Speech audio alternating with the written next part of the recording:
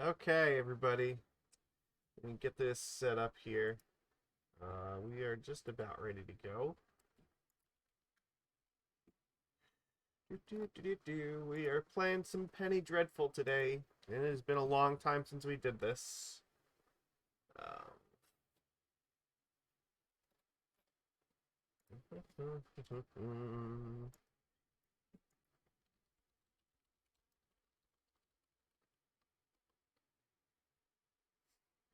all right.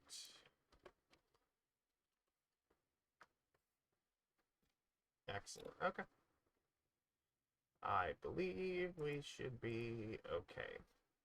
Hopefully, in a few seconds, we'll have some friends here to join us. All right.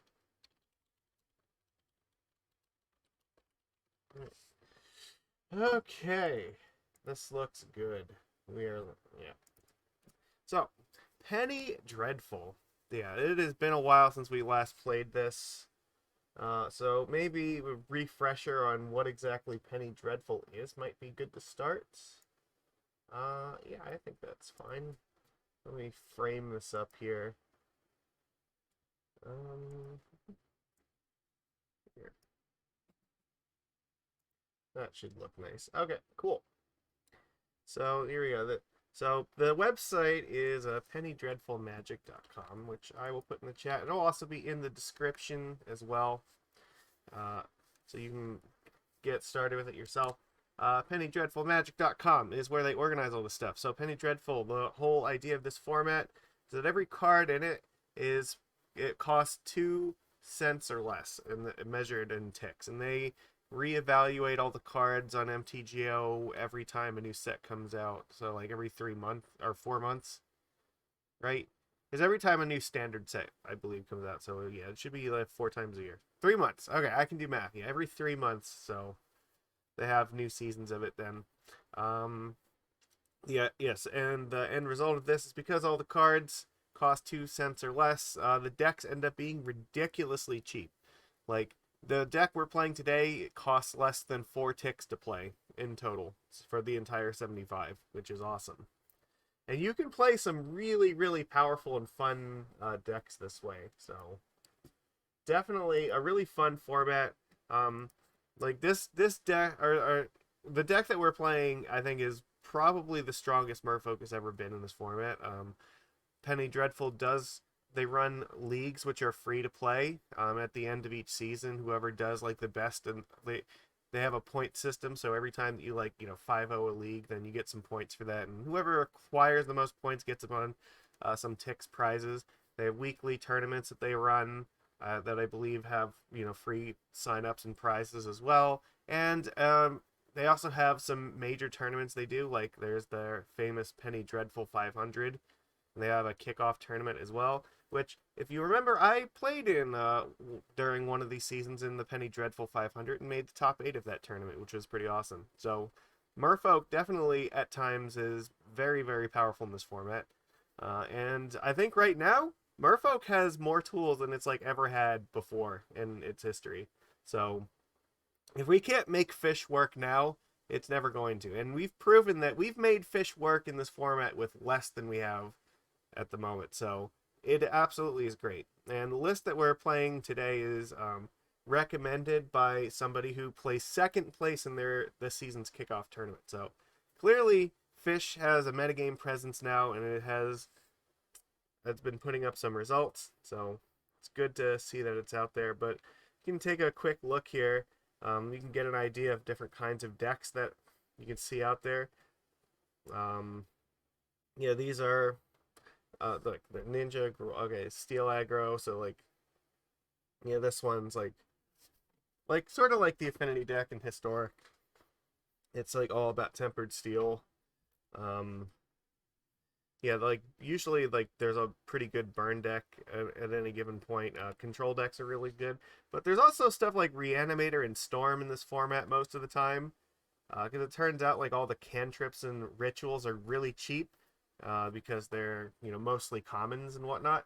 So yeah, you can see some ridiculously strong decks Reanimator, like I said, really, really big. Storm, really big for combo. And there's tons of innovation in this all the time because the decks are so cheap. Then people innovate this all the time. So actually, this is another version of this list that he looks like was testing stuff. Reanimate rack, reanimate rack. Okay, I see. Yeah, that's kind of cool. So this one, yeah.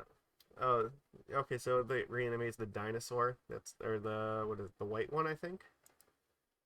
Let's click on it. Because one of the other cool things about Penny Dreadful, all the information for this format is completely open. So if you ever are curious what to play, it's easy to find stuff. So here we go.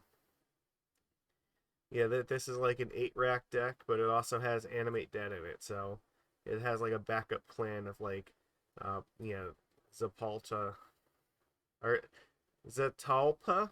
Yeah, wow, tricky to say. And like Soul Flare is also in this deck. That's pretty cool. So yeah, that's kind of neat. You'll always find tons of really cool innovations in a lot of these decks. Like I said, the format it changes often every 3 months, and it can change very radically. Depends on cards that come out. Like if cards see reprints, they can drop the price on them, and they end up in the format. And Merfolk has a lot of cards like Merrow Reejerey and like Mistbinder, Master of the Pearl Trident, and stuff like that are really, really close to that like 2 cent mark that go in and out at different times. So right now, there's a lot of Merfolk that are in. One of the things that, you can see I have a whole bunch of magic tabs here. But one of the things I recommend is if you go to Scryfall under the advanced search, you can actually search for things that are legal in Penny Dreadful. And this is one of the best ways to search for cards in this format, I think. So if I want to find, say, I don't know, all of the Merfolk that are legal in Penny Dreadful, I can actually search for that. And that is a very excellent way to kind of get an idea of what is and is not legal here. So, yeah, very worth mentioning. But also, like, if you're interested in an archetype, you want to see like what other versions of like your deck have been. Yeah, it's easy to see that. Where is it? You can search for decks by archetype. As soon as I figure out where it is. Is it under here somewhere? Oh yeah, archetypes. Yeah. So, yeah, and there's, like I said, data for everything. So here you go. Here's like a whole bunch of different Merfolk lists that are really powerful. So if you want to see what other innovations people are making to your favorite deck type, it's all here. Penny Dreadful is great. It's free. You can get free prizes for it. If you don't have a lot to spend on MTGO, it is an excellent way to play. It's sort of a blend of Pauper and Legacy, so I highly recommend it. It's been a while since we've played it on this channel, but I'm happy that we're gonna do so again. And like, you can just go to your league here, and it tells you exactly what you have to do to sign up for their leagues in here. And it tells you the end of each month, the top 8 players will get some free ticks for, or they get credits with MTGO traders. So you can just like take like a certain amount of cards in them for free. So that's cool. But yeah, their Penny Dreadful 500 and stuff usually has significantly bigger prizes to it. So you can actually use Penny Dreadful as a way to grind up acquiring decks in Magic. And like I said, because the decks only cost like 2 to 5 ticks, like you can borrow most of them for free anyway. So the list that we're playing today is recommended by, like I said, the person who ended up second place in the kickoff. And this is what it looks like. Oh, let me change my frame back over here. There we go. So right now, in this season, we have a lot to work with. So in the core of this deck is built around having 12 lords here. And the thing is, you could also play mono blue if you want, because there is even Merfolk Sovereign, which is not even in this deck right now. So if you wanted to add 4 more 3-drop lords, they are definitely there. I've played them before, and they definitely can be very, very good. Highly recommend if that is an option to go with. But as it is, Mistbinder is perfectly fine. And this is one of the cool things because the new set just came out. We do have Hinterland Harbor. We don't have Yavimaya Coast at the moment, but Hinterland Harbor is legal, which we have a lot of islands. And Courtyard, Courtyard is the new land that is basically unclaimed territory, but it was from the new set. So this ended up being within that .02 ticks range. Yes, Motown, Master of the Pearl Trident, did manage to qualify for this season, so it ended up at that 2-cent mark for MTGO. Now, it may not stay there, but it's locked in for at least this season, so hopefully next season it will still stay at that point, so it can be legal then too. But if Merfolk does really, really well, and a lot of people are really interested in it, it's very possible it could get bumped up to like 3 cents or something and end up out. So both Reejerey and Master are not always in the format, so sometimes Merfolk is playable and sometimes not so much. Right now, Merfolk has a lot of tools. So and part of the reason we can play Mistbinder is because of the new set that just came out, which gave us an extra untapped land that can tap for green or blue for our creatures. So it is basically just unclaimed territory that is very, very slightly better than territory. You choose Merfolk, but can also use it to activate an ability. So I don't think that it's relevant in our deck because we don't have any abilities that cost blue mana, but if we did, this could actually tap for blue mana for an ability. So yeah, Lord of Atlantis is basically never in this format. It costs way too much. I think it's like it costs a couple ticks usually. So you know what? I'll check it quick and find out. I know that it's like never in here though, but Master of the Pearl Trident usually sits on that bubble where sometimes it's in and sometimes it's not. Lord of Atlantis unfortunately just never makes it. It's not really close. Yeah, it sits at like $1. So I mean, $1. It's far too much. But Master of the Pearl Trident, that one does go in and out. So, and they go by whatever the cheapest version of the card is. So right now, like the cheapest version of the card is exactly like 2 cents. So it was just on the bubble, so it made it for this. Yeah, it made it this time, and so there is that. But yeah, anyway, like I said, because of the new set, Courtyard is in, and we also have the land to pair it with, Hinterland Harbor. So we have 11 basic islands, which should be enough for this to work most of the time. It's not going to be 100% perfect. I mean, it's not quite as good as Yavimaya Coast would be here, but you know what? We can't have everything, right? But still, 8 lands means that we should be able to play this reasonably well, because we only need 1 for this. And it's not like we're playing actual green cards, so yeah, we have pretty good odds, I'd say, of being able to play Mistbinder without having to put our lands into play tapped. The list that this guy was playing, however, it's very focused on mana denial. So one of the cards that we don't get to play with in Modern or Legacy a whole lot is Rishadan Dockhand, and that one is another new kind of card since the last time that we played it on my channel here. Rishadan Dockhand is our port on a stick. And we also have Tidal Warrior and Tide Shaper to help screw with the mana a little bit as well. So Tide Shaper is our spreading seas on a stick, which pairs very, very nicely with Master of the Pearl Trident, and even helps Dockhand get in for damage having natural island walk. Tidal Warrior also disrupts the mana a bunch, so you can, on your opponent's turn, you can turn their lands into an island to color screw them. And again, enable or you can tap it on your own turn to enable island walk so that your opponent can't block. Very powerful with Tidal Warrior. And then Dockhand works very nicely with stuff like Cursecatcher and Spell Pierce as well, because say your opponent is like a combo player, well, you can tap out one of their lands in their upkeep so that they cannot use it for like a ponder or something. Or like that's one less mana they'll have available for stuff like Treasure Cruise. And that means when they go to cast all their sorceries, then your Spell Pierce and your Cursecatcher end up getting better because of it. So it does help contribute to this mana denial strategy, I think, and it's nice.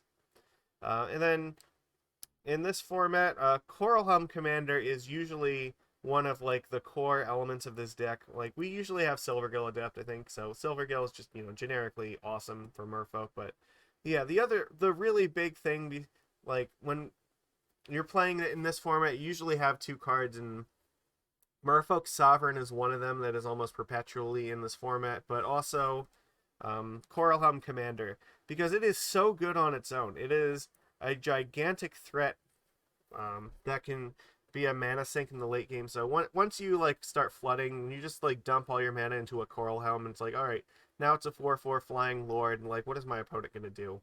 And you do have to be careful because stuff like Hymn to Turok is a problem. So you know, there definitely can be games where you're just like both you and your opponent are grinding out with just like a handful of cards apiece.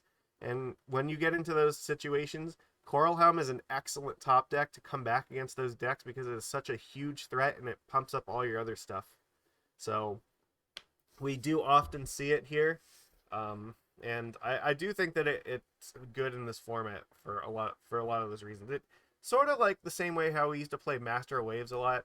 It fills that kind of role in the deck where it's just a really, really powerful late game bomb that if decks don't have an answer to this will just kill your opponent. So, and then we also have Harbinger of the Tides too, which is a surprise. I don't think we always had this, but it is here to pal around with its friends Reejerey and Master. I mean, look at this deck. Like this almost just looks like a straight up modern deck, except we also have like Tidal Warrior in it. So yeah, if you told somebody like this was a modern deck, like they would probably believe you at first until they see like this card. But yeah, it's actually crazy. The only card that like is really important that Modern's missing, I guess, would be like Lord of Atlantis. Like, there's no Ether Vial here, but like, it's okay. We can live without it, and like we've seen Merfolk like actually succeed without Vial before, so it's fine. And there's a lot more 1-drops in this list, so the curve doesn't go that high. Yeah, oh yeah, Merfolk Trickster's the other one, and I don't know how likely it is that we'll ever get it, because I think Trickster usually floats a little bit higher than we need it to be. But I can get an idea quick. I can't even imagine like how awesome it would be to have Trickster. Yeah, Merfolk Trickster just missed out. It's like 3 cents, so maybe one day, especially if they reprint Trickster at some point, we could see a Merfolk with or a deck with like Reejerey and Trickster, which would just be the tits. But sadly, not for this season. We'll just have to live with like having everything else. So, and then in the sideboard, it looks like there's a couple cards. Looks like for combo here where you have Divert, which is basically a counterspell for a counterspell, but also is really good against Hymn to Turok decks. They go to Hymn you, and then I think yeah, I believe you can divert him, right?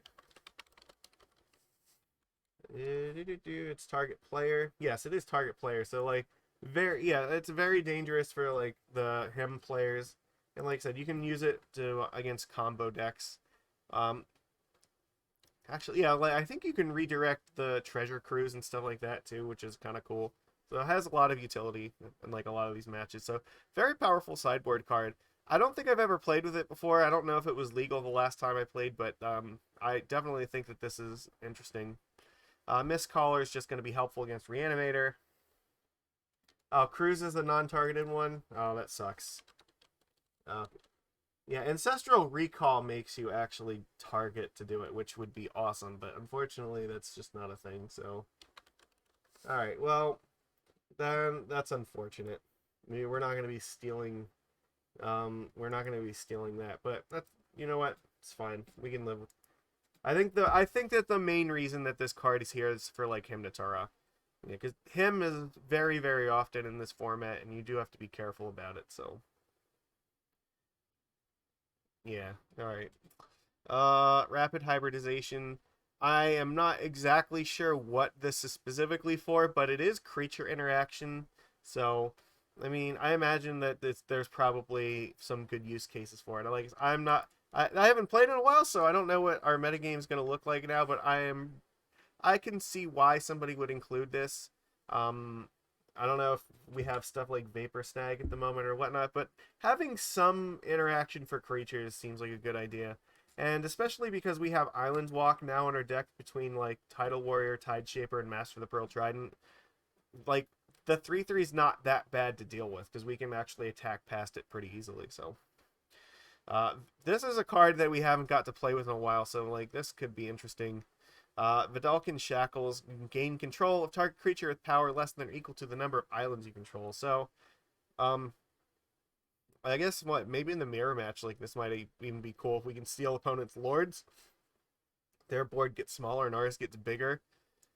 There's probably some other cool matches for this card, but we haven't got to play with it a whole lot. But with 11 islands, you should be able to reasonably steal anything that has like 2 to 3 power. So that's pretty good to steal a lord or something like that with it. Maybe there's some like important utility creature that we need to take with it. Yeah, and then Deprive. We don't really have Counterspell, but we have Deprive, which is like close enough. This is a 19 land deck. We have what, 15 lands? Yeah, 15 lands I can tap for this, and we've played that number in Modern before for Deprive, so I don't think it's going to be that big of a deal. Should be fun.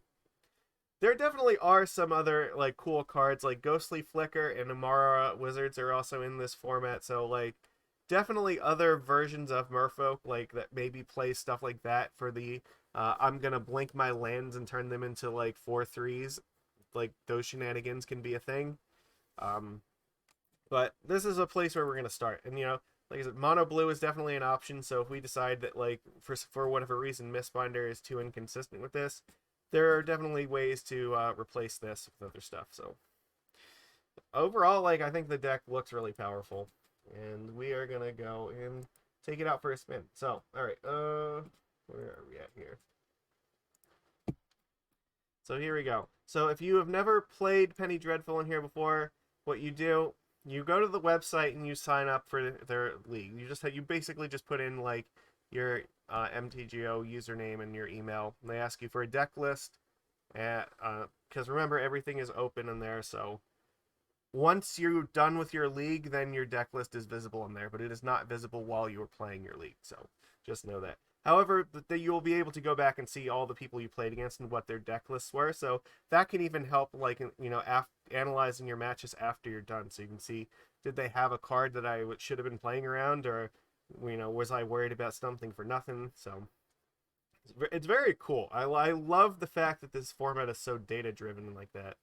But you build a deck, you put it in freeform here, and then under specialty you go to freeform tournament practice, and here you go. And yeah, you either can find somebody who has like a match here like this one, or you can just create your own and just put PD League as the title here. So there you go. That's how you do your league matches. Really easy, really simple, straightforward. And most of the time, the Penny Dreadful bot will just come in, so that way you can... it just verifies to make sure you guys are playing the cards you're supposed to play. Looks like our hand is great. We're going to keep this. We'll just turn 1, play Tidal Warrior, and it'll be fine. Sure.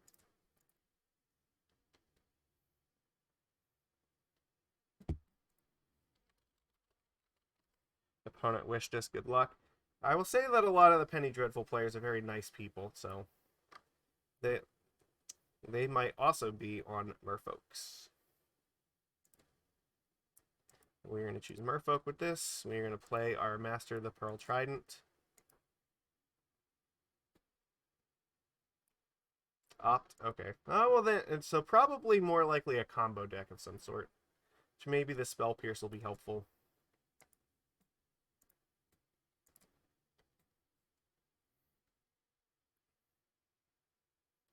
We really do want another land.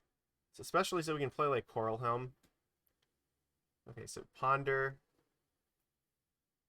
Yeah. Remember, the combo decks get really powerful tools in this format, so you have to respect them. Like, there will be some shenanigans. What? Blue-red spells? That has also historically been a pretty strong deck. Yeah, there's been like a lot of stuff built around that archetype. So... we'll have to see. It's kind of like I said, Legacy, where like turn 1 Island Ponder doesn't always tell you a lot, but it does usually tell you that you're in for a ride. So we'll have to see. All right. Spikefield Hazard. So it looks like your blue-red spells theory might be correct here. Yeah, also, it was first time chat. Thanks for showing up, Judge Ginger. Okay, well, this master is going to be helpful here. Let's put more threats into play. Like, this is probably good enough here, because now we're just threatening to kill them very, very quickly. If we get a land, they are just dead. Unless, yeah, I don't know what removal they might have, but it's probably not going to be enough. Chain Lightning? Okay. Alright, sure. That's... We've got a fair bit of power here. An Island Walk with this still, so... Gitaxian Probe, they are paying life, so they know what's coming. Fine. We can live with this. I know we have Spell Pierce, too, so... But this definitely looks like a Delverish kind of list, or... I don't know if there's, like, Drakes here that we have to be concerned about. Stuff like Enigma Drake or Crackling Drake. Things of that sort. Maybe Sprite Dragon. Those kind of cards will come in and out, so... But, yeah. Okay, well that's excellent. And this is exactly what we wanted here. They're going to know that we just got this, but that's okay.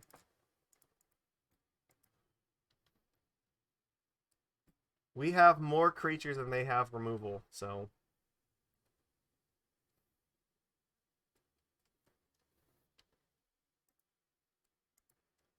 Alright, well we're tapped out, so just do whatever you want to do, opponent. Pyromancer Ascension. Oh god, this is actually like Storm, isn't it? Okay, so maybe this Spell Pierce is going to be actually important. I don't, like, if they don't win this turn, then, like, it's going to be tough. So they kill off one of these and hope that we don't draw a land. Alright, I guess that's fair. They can do that. Alright, Ponder.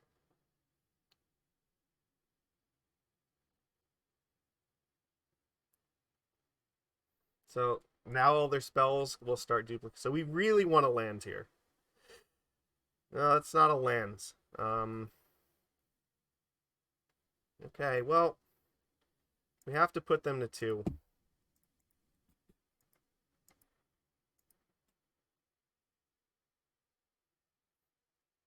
I don't know how much this Spell Pierce is going to matter. But in case they do find like another Chain Lightning, I want to have at least 3 threats in play. They know about this anyway. Alright. But now all 3, like... Yeah, these are all dangerous, so I guess they have to kill both of these, and we have to not find a land. So let's see what they do here. Frantic Search, that one's very powerful. Alright, so... Alright, let's see what they can do. We put the clock on them as much as possible. Let's hope that we can live through this. Yep. Maybe it was correct to save Spell Pierce. It definitely could have been. Like, this is just kind of daring them to find a way to win this turn.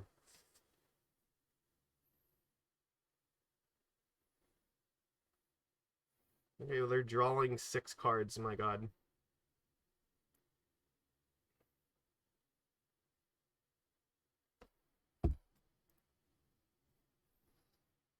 Another Pyromancer Ascension. Alright, well. Oh my god, I have 3 of them. Well, that'll teach me. Frantic Search is not a card that I am normally worried about, but I keep forgetting this card is usually legal here, so... I don't know, now we're thinking about it, maybe this Spell Pierce was a better idea than the Silvergill. They could have just, like, taken the risk that they just had another removal spell. So I guess if we would have pierced that, then they probably just lose on the spot, so... I don't know, we'll see what they do here. The Tidal Warrior on their Boilerworks, that's possible, yeah. I think, maybe. I think that putting them to 2 was probably better, though, just because even if they found, like, one if they could remove 1 creature, it would have been still fine, because finding a land means a Reejerey makes this thing still kill them. But I think better was probably just using Spell Pierce in their turn. Throw possibility. Okay. They're just going off right now. That will teach me to remember that Frantic Search exists in this format, so. Here's Opt.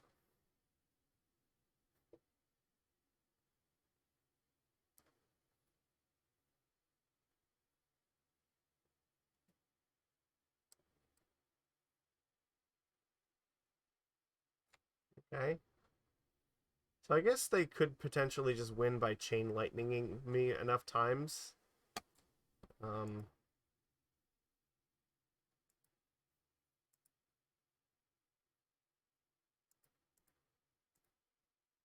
It looks like they're going to go for that. So I guess if they have one more chain lightning, I'm dead. Alright, we died. Fuck. That game was ours to lose, and I think I did lose that, but it's okay.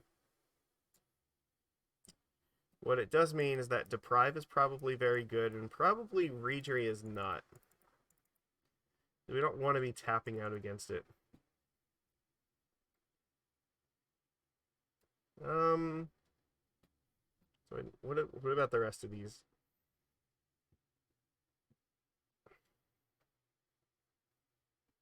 This is sort of like a counterspell for their chain lightnings.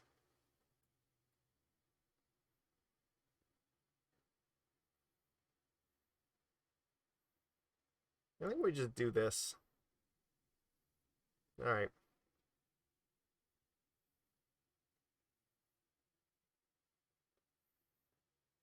I want to keep the curve low.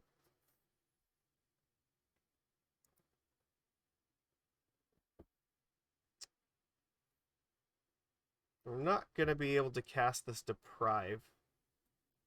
And there's no guarantee that we're actually going to be able to cast any of like the rest of these cards. I think I mulligan this. This looks better. We'll just put Mistbinder in the bottom.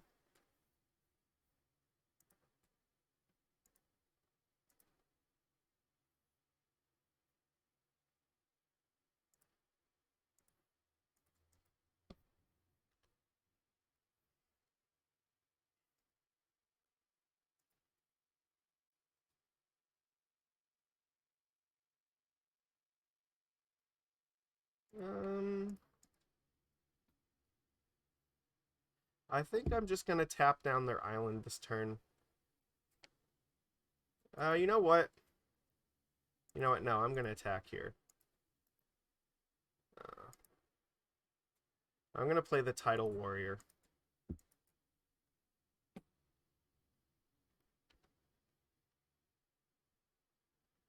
Then maybe I can hold up Spell Pierce, or if drawing another land means I can play Master and hold up Spell Pierce, which would be nice. But if they don't find another land, they're probably not casting spells ever. So Boiler works, okay. Well, we can tap that with the Dockhand in their upkeep. That's beautiful.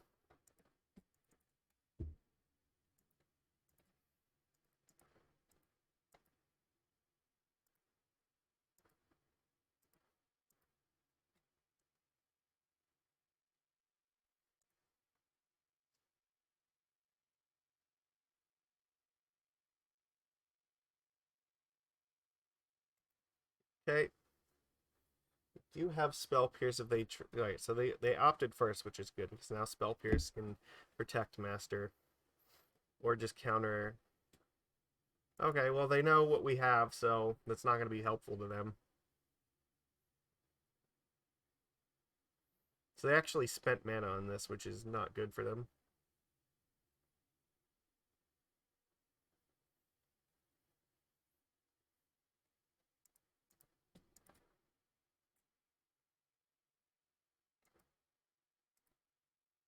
Alright.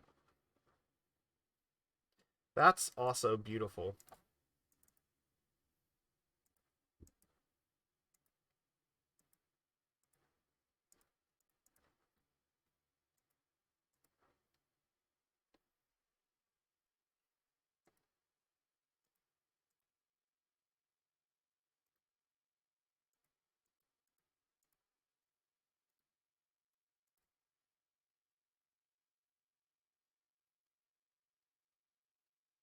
Yeah, there we go. See, look, that was much better. We interact with them at the right times, and that worked out perfect.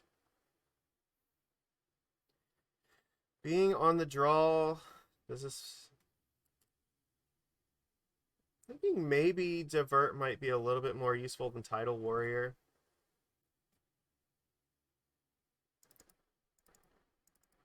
I'm willing to try it. I think we still have 30 creatures in our deck, so yeah, I don't know if Tidal Warrior is like fast enough on the draw. I agree. Like we still have 12 one-drop creatures, but being able to cast Divert on like their removal spells might actually matter a lot. Because it's like 1 mana, protect my creature, but also change your, your bolt target to your face. So, this hand seems fine. I'm gonna keep.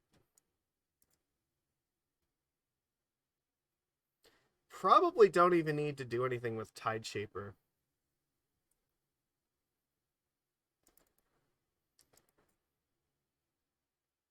Like, I don't... maybe. Alright.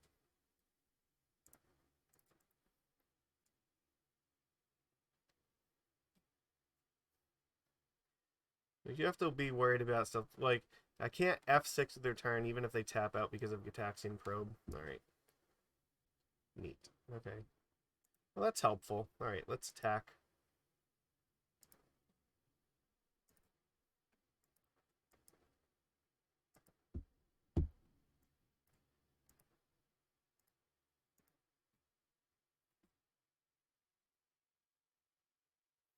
Good old 1 mana 2/2. I'm fine with this. Okay. Sure. Opt.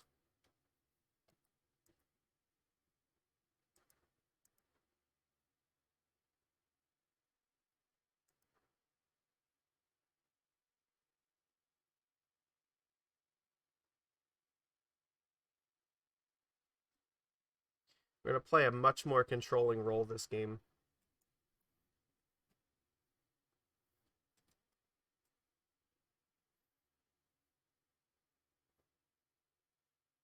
Yeah, you don't want to tap out for that Ascension right now.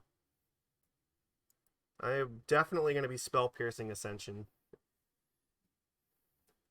And once we get to Deprive, that's great. Sure. Ponder.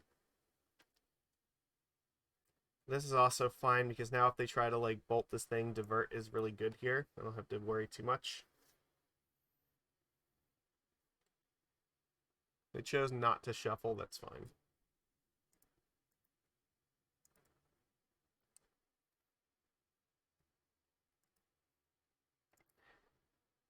Take some damage. That's great.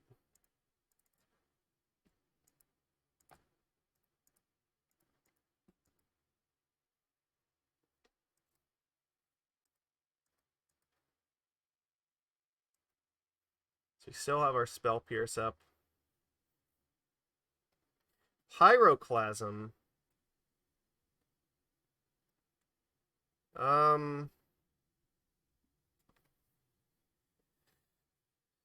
guess I'm gonna have to sack the Cursecatcher to go with this. I guess it depends on what order do I want to do this in. If I cast the Spell Pierce first, or does it make a difference? So I will have to sacrifice this thing. So I guess I do this first and then Spell Pierce it, because if they have anything anyway, it's not going to matter.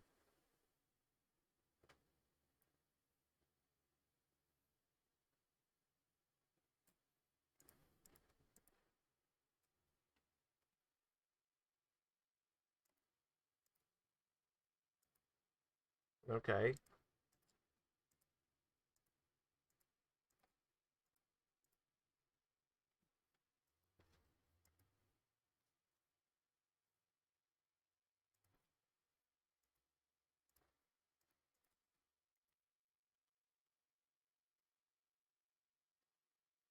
Alright, let's hope this is enough. Stuff like Treasure Cruise could definitely get them back in this game. Alright, yeah, Frantic Search is rough. They're gonna get to dig for something. Discard Spike-Filled Hazard and Ponder. Alright, that's probably not good if they're discarding Hazard. I feel like that means they have another Pyroclasm. Or they could be looking for it, so... Alright. No.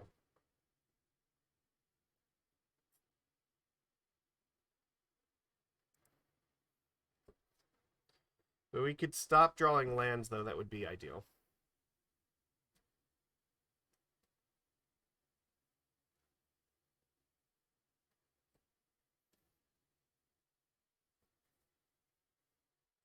Okay, well...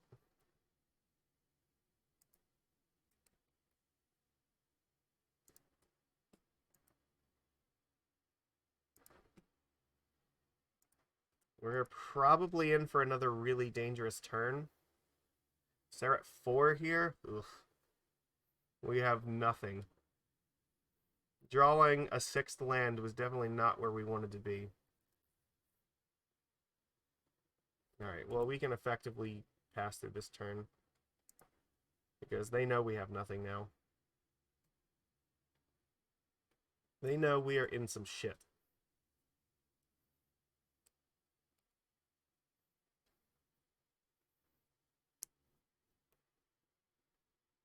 So probably...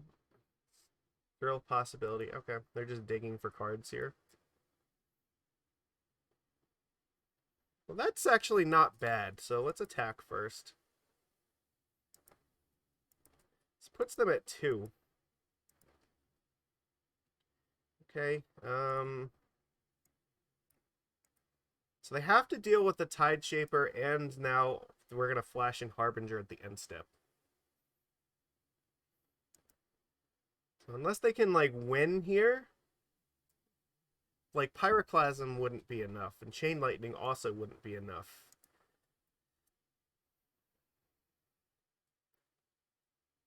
Sprite Dragon, okay. I mean, that's still not enough.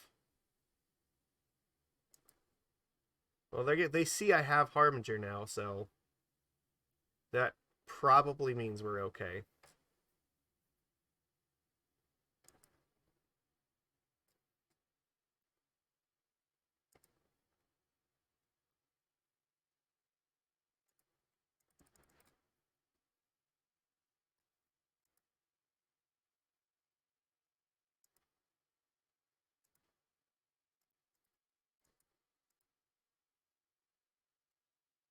Alright, good games. There we go, we got there. Sprite Dragon wasn't enough to save them. That was really cool. Like, that deck was definitely very, very powerful. Okay, awesome. Alright, we have another match waiting for us here. Cool, excellent. The power of Merfolk. Look, Divert actually looked awesome there. We got to redirect a bolt to his face. Yeah, this hand looks great. We're gonna keep it. Bye.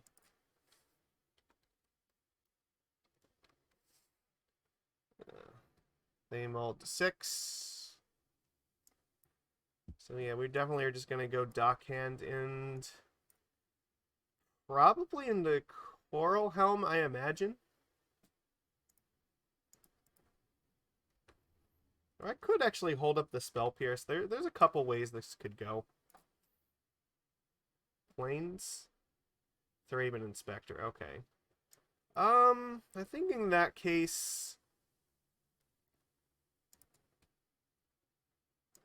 we'll play the Master here, because then we can get in our attack.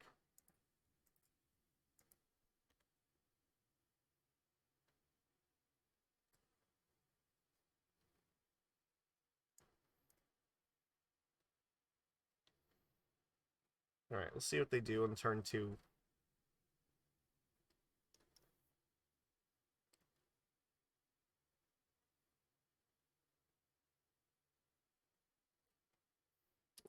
Squadron Hawk, okay. So there's going to be many more Hawks. Coralhelm probably is going to be important.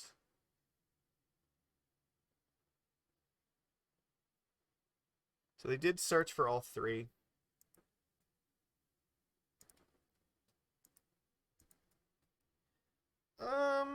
Is there any reason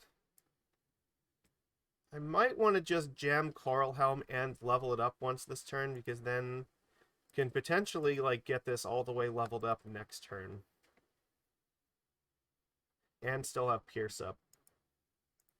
If they're going to play Squadron Hawk again, then that matters a lot.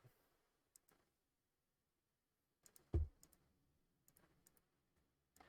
know what? It might still be okay to just keep Pierce. No, I'm going to level it once. Alright. That's fine. We'll put the shields down and see if they want to do anything about it now, because we do have a backup for it, so. Fiend Hunter. Okay, well, we couldn't interact with that with the Spell Pierce anyway. That's interesting. Okay.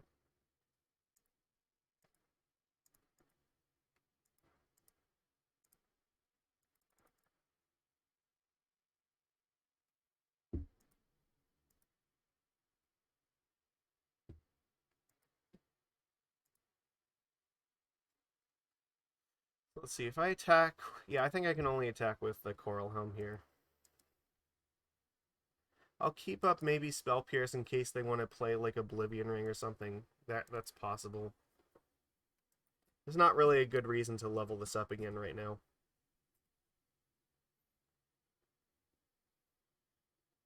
Or if they... I don't know what they might have here, but...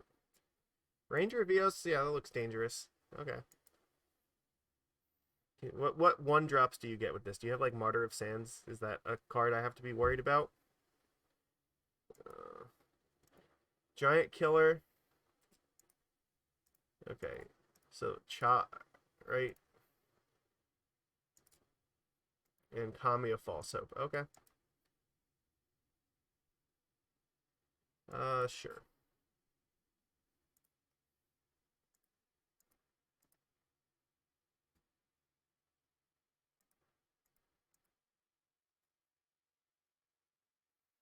Alright, I think I attack with probably just these two.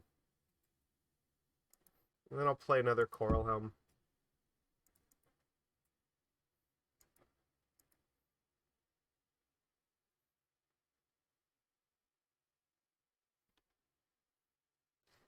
I imagine the Giant Killer's probably going to go after the first Coralhelm, so...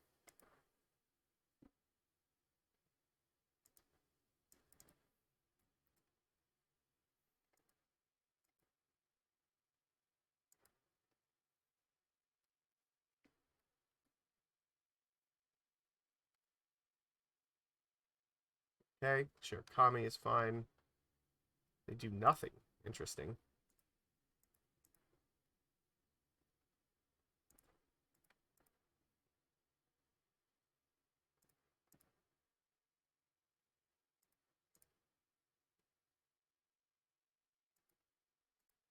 Alright, let's force them to sacrifice their Kami.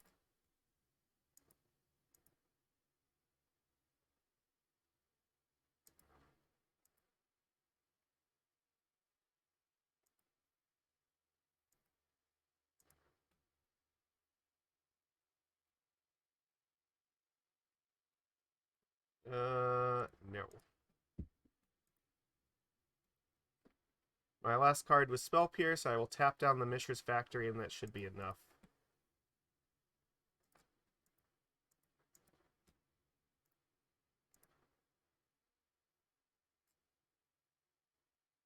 They have another Kami of False Hope. Okay.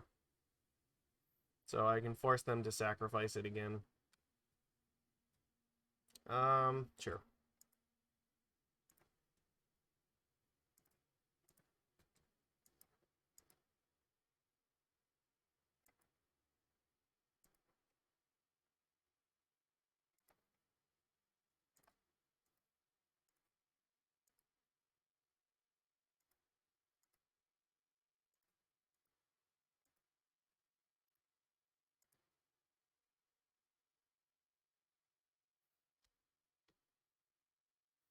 It just keeps it from ever being able to attack. Okay. Oh, that's going to be a problem because now they're going to keep returning this Kami back. Do I have a way to deal with this? I don't actually know if I do.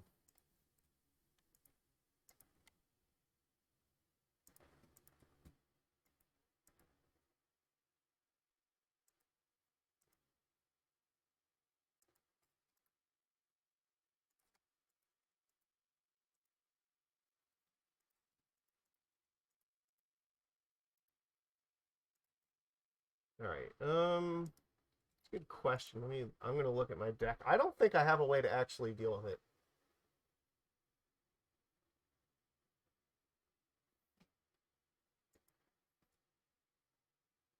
We have more cards than they do right now, so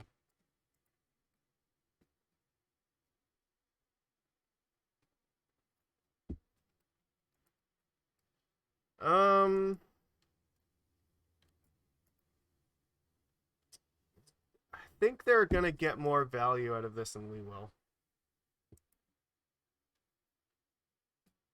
No, there still might be a path forward here. Alright.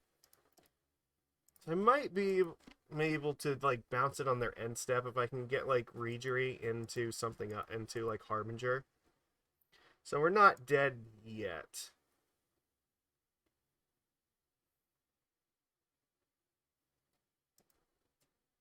Well, they're gonna gain a bajillion life, but they're not really attacking me, so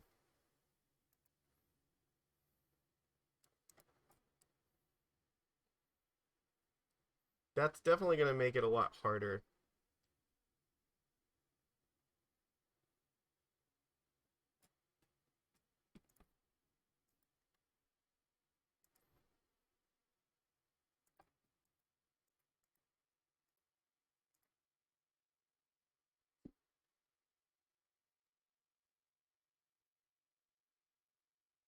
So we will have Island Walk, but we need enough power. Like, if they find a second Kami, then we're kind of in trouble.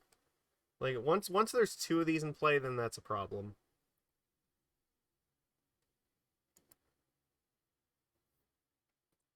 Right. But there is a way that we can win this game, at least.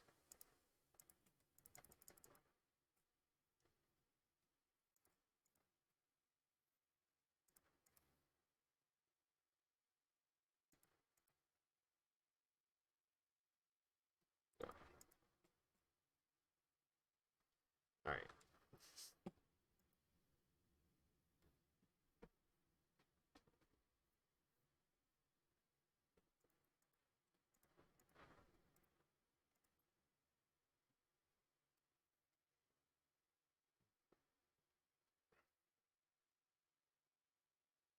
That is definitely going to make it harder.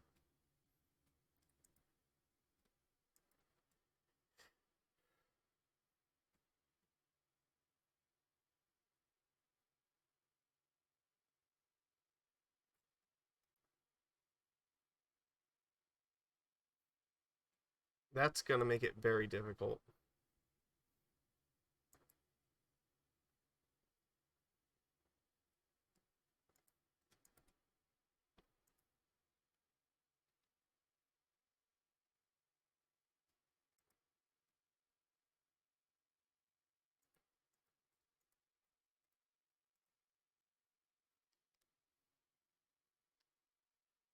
All right. Well, this is going to be slow, but we have to at least try to play to her out for this game. So okay, that probably makes it impossible here. It depends. It has to untap to do that. So all right, maybe not.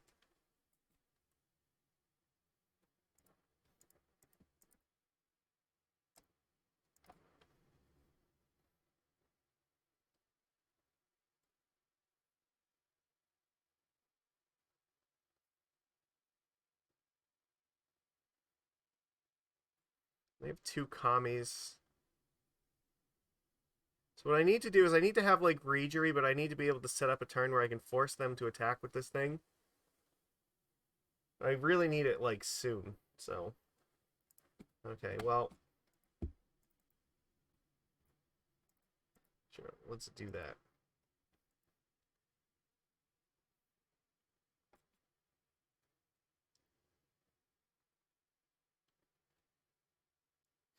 Maybe I should be attacking to force them to get rid of the Squadron Hawks.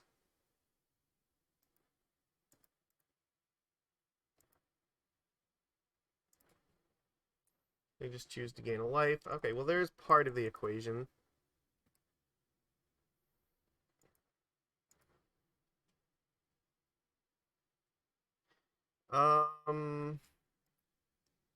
They can tap target creature.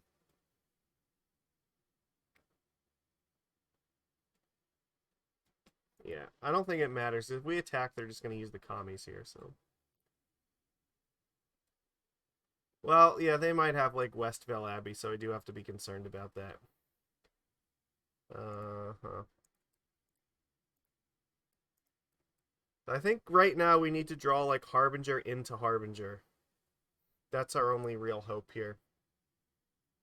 Because then I can, like, on their end step, bounce Kami, bounce Kami.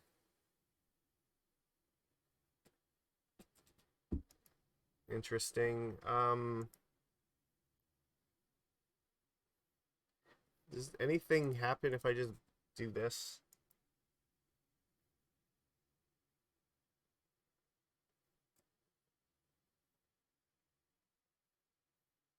Oh, they okay. So yeah, I see. They want the ability to bounce it back.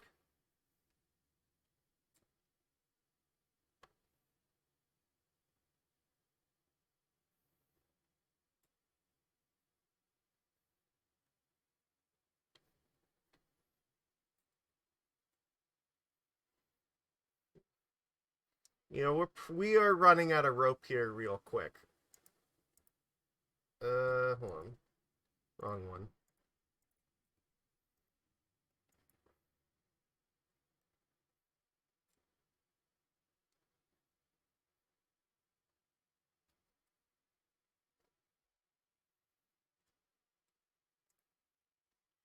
Really needed those harbingers.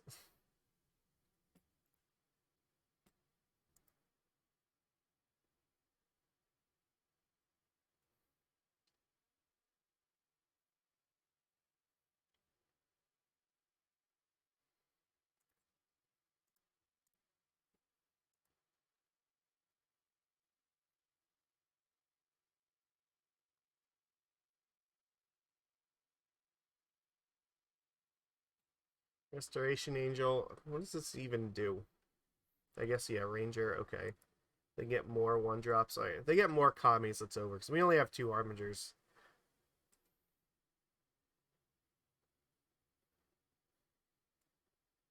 What do they reveal this time? Martyr and Martyr. That's theoretically beatable.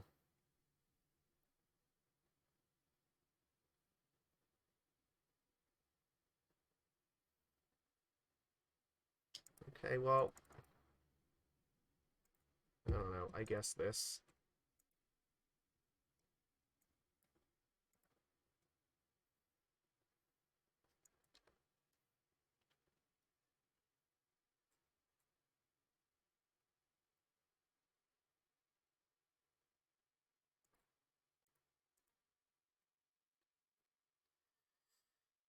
Another Reejerey doesn't really help. Like I said, we kind of need to draw Harbinger into Harbinger.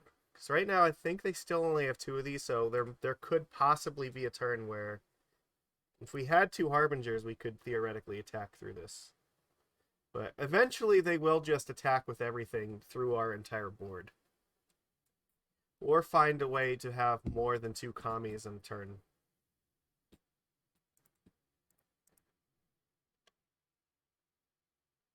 Spell Pierce is not doing anything, so we can just easily F6 through their turn.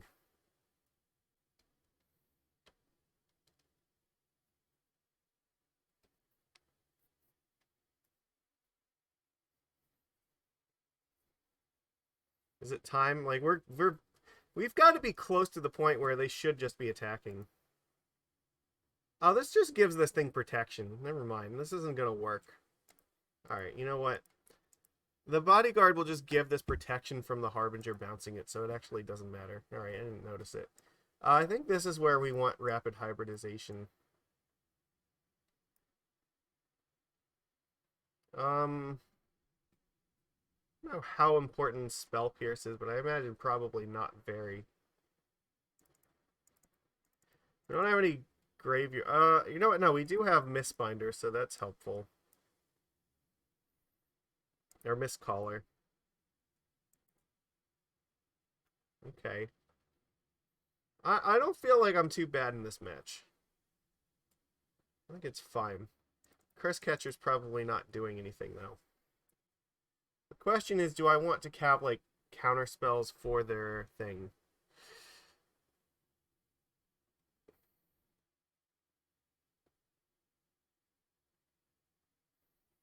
I think I'm okay without them. Oh, maybe I should take, like, the Deprives. Definitely matter in the late game. And take out one card here. Yeah. Yeah, I agree. I think the Deprive is a little bit important.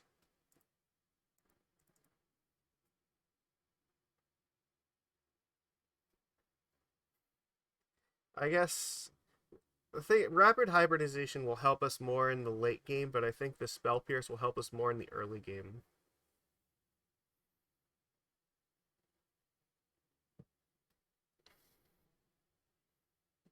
Alright, I'm going to try it like this. I think that we have a pretty good chance. If we, as long as they don't get, like, their fog loop online, then we're fine. It's okay, I guess. Maybe we'll just mana denial them. We might just use Dockhand to just keep them from casting spells.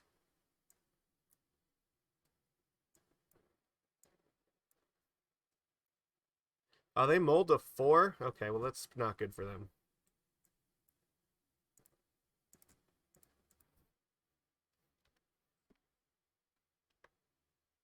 So I can definitely just play Dockhand, tap their land down.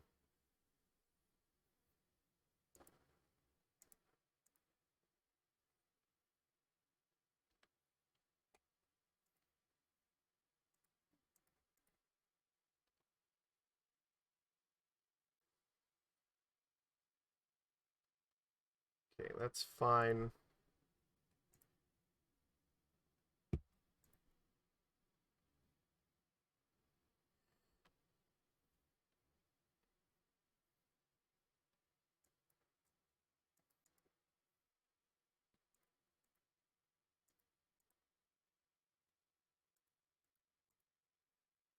They will not be casting spells.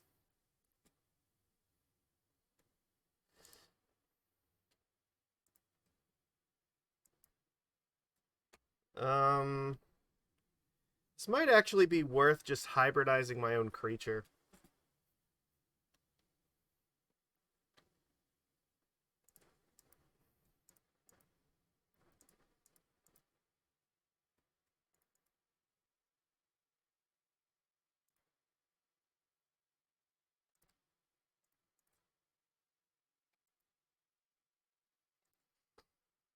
Alright, Coralhelm Commander is really what would be good here.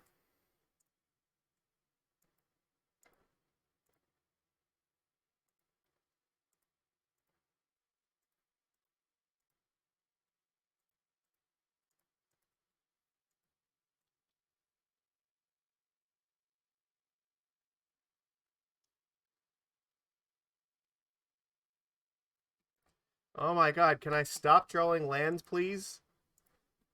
There's only 19 in here, and we already have 6.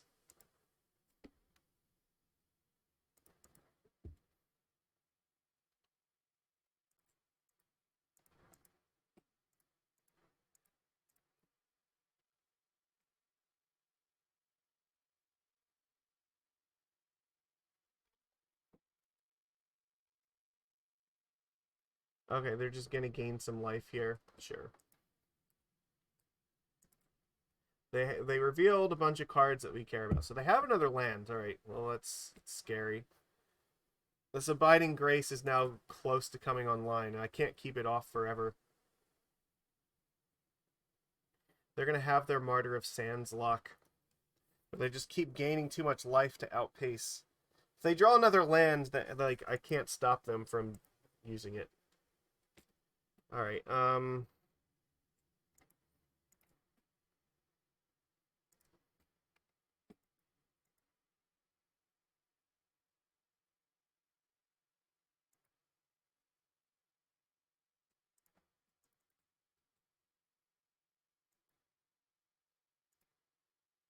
So I need them not to draw a land.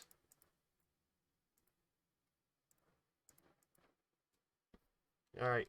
No lands. Alright, Squadron Hawk is a card, I guess.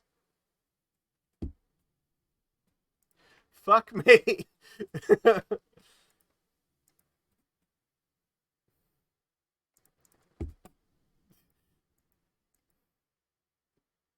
Like, why can't I draw a Deprive instead of a land? That would be great.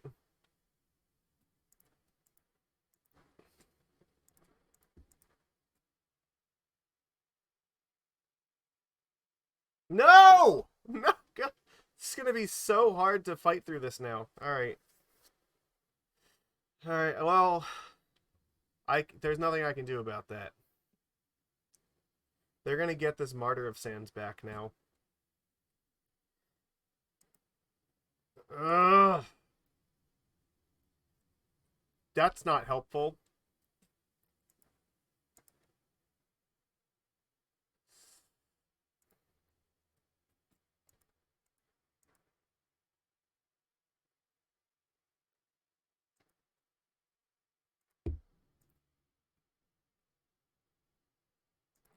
Still have to do this. Try to slow them down as much as I can, but they can now, like, sacrifice this and gain a bajillion life each turn.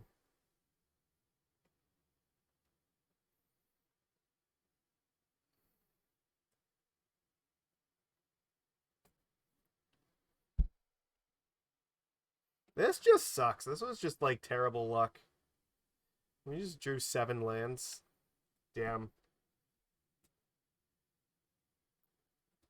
Sure, they gain 3 times life. Well, Squadron Hawk, sure. I don't have any more to find, so we're just returning Martyr of Sands, I imagine. Fuck! Why does this keep happening to us? No!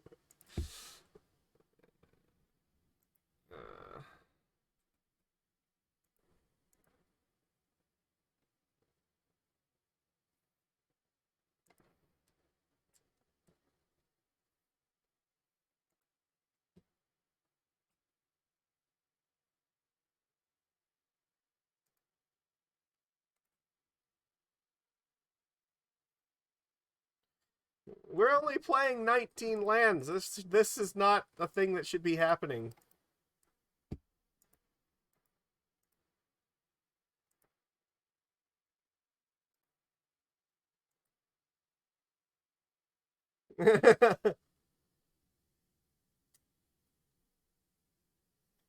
Yes, this deck is in fact cursed.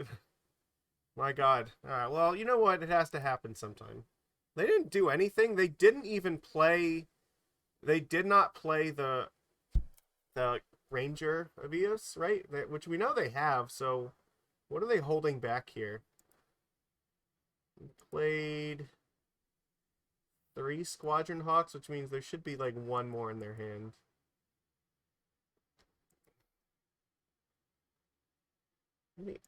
Yeah, okay. I think we know about these 3 cards.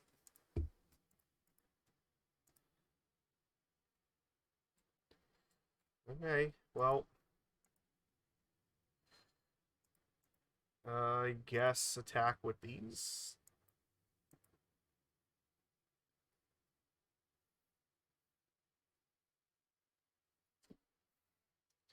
We're not lost yet, but like this definitely is hard.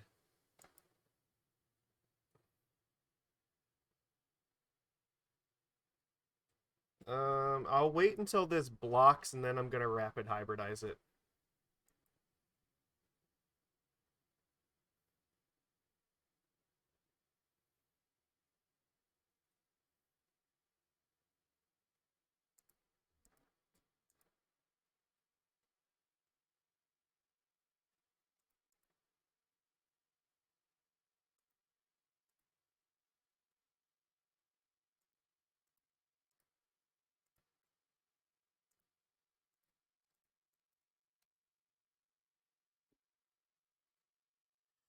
Ugh. Alright. Is this Ranger Cap? No, Squadron Hawk. Okay. So that should be the fourth one. Okay, Thraben Inspector, that's fine.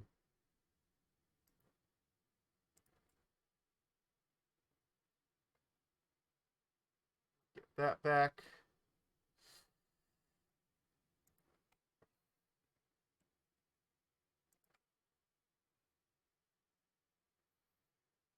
I mean, I guess I can just turn one of their lands into an island.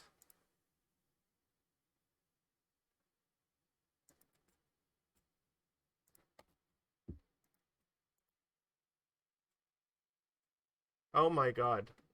No, okay, so I guess I should not have attacked with the master here. They definitely should have blocked it with this token. So that was I think that was a punt from us, but also then a punt from them. We got not punished for that, surprisingly. Alright. I think we're at the point where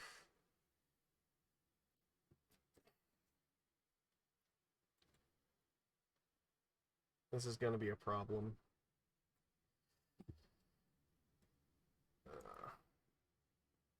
It is indestructible as well, which is a...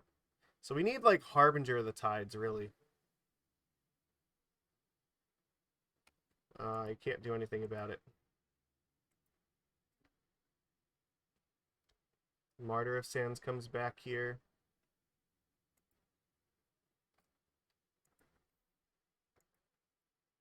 No, they're not getting Martyr of Sands.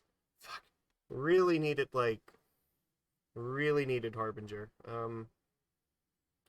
Okay, well, going to 1 is not a problem for us, so... It has flying, so yeah, basically Harbinger's the only thing that can help us. They're going to play Ranger of Eos unless I tap 2 of their lands. So...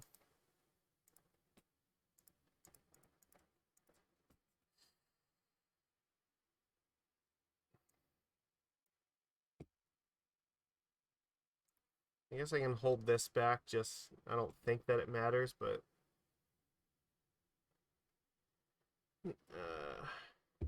No, I have hybridization. I can afford to attack.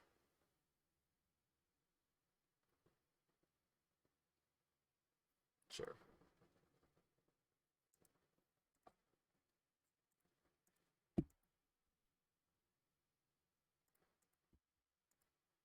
Alright, Harbinger or die.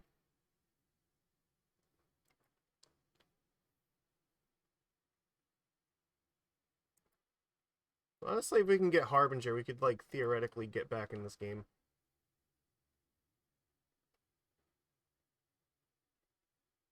Well, that sucks.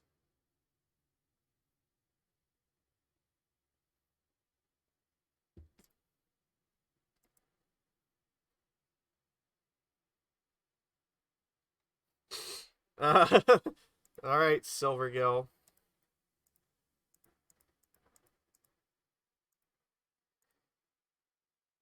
Find me Harbinger of the Tides.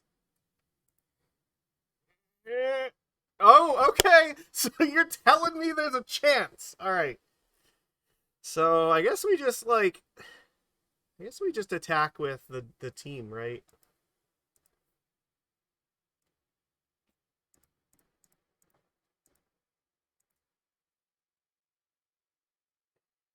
Because we'll have Harbinger and Silvergill to block.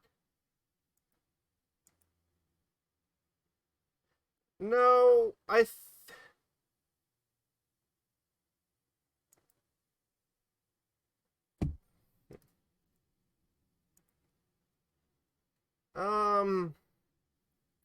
they have Ranger of Eos, so, like,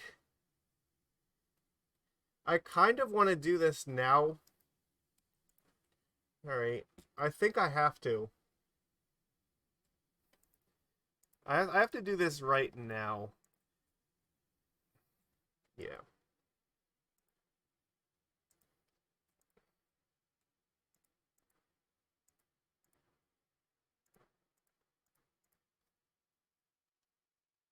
Okay, well, we get to live for a little bit longer. Though the problem is they have Ranger of Eos still that we know about, right? So they should be able to play it and get Kami of False Hope. I don't think I can kill them fast enough. What are they doing here? They crack a clue? Okay, that's... They're gonna get Martyr and probably just gain a bunch more life.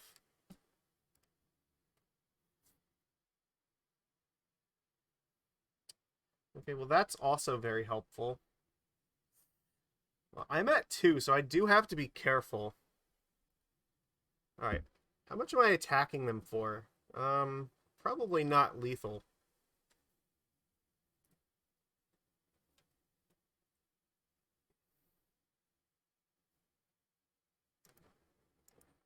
I just turn this into an island and attack with a bunch of stuff. That seems reasonable.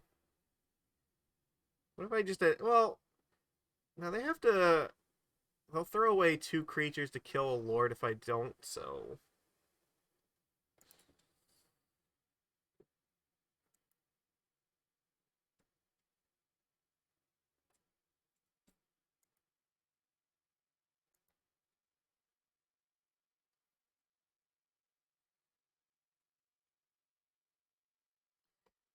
We are slowing the demon down a little bit, but yeah, we're not gonna... I don't... The problem is they have Martyr of Sands online, and they can gain a bajillion life here, so... Alright. I have to keep pressuring their life total so they don't have it to sacrifice, but it's gonna be very difficult. I think this... At this point, the only I can only realistically tap down the Westville Abbey, so... I think I do that. I attack like this. They can't block, so they are going to take a lot of damage.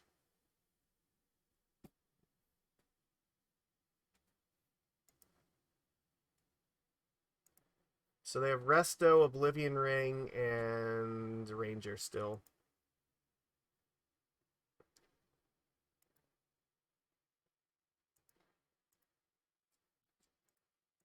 And I have to do this here.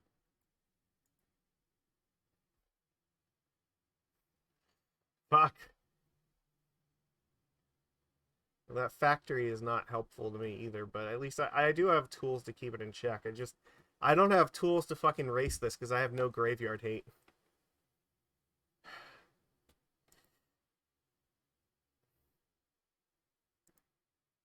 The problem is now if you can get Kami of False Hope, and I just really can't beat that. He is going to cast one, so my odds of being able to like successfully deal with this are plummeting.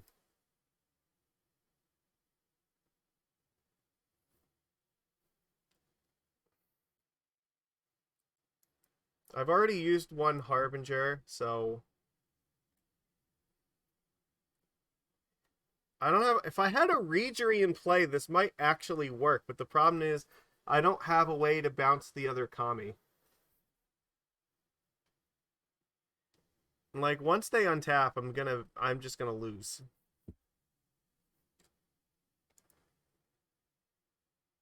Fuck. Where were you when I needed you? Uh Problem is now they have this stupid demon coming online, so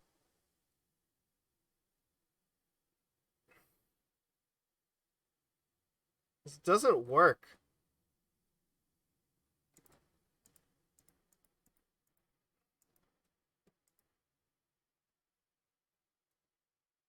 Alright, good luck with whatever your thing is.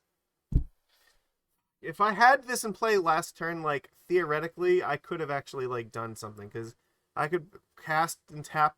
I could tap and bounce a harp with a Harbinger and then Rapid Hybridize the other one, so they wouldn't be able to fog on my turn. The problem is, next turn they can very easily make the demon, so I'm gonna have to bounce the demon, but it means I'm not gonna be able to deal with both the Kamis.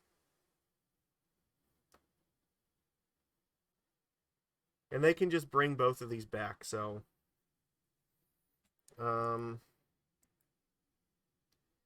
Okay. So realistically, I have to be able to block some of this nonsense. I have to make an attack, right? Or otherwise I'm not gonna be able to kill them through Martyr, but I have to make sure I have enough stuff to block them as well. So I guess attack, attack, attack, right? This taps something. What if I just attack with these? Like, that might be okay.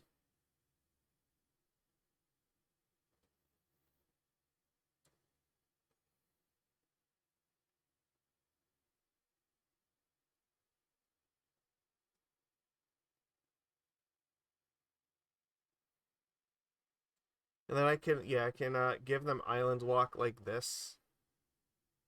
I don't think they're going to block, though. I think I can just attack with these safely.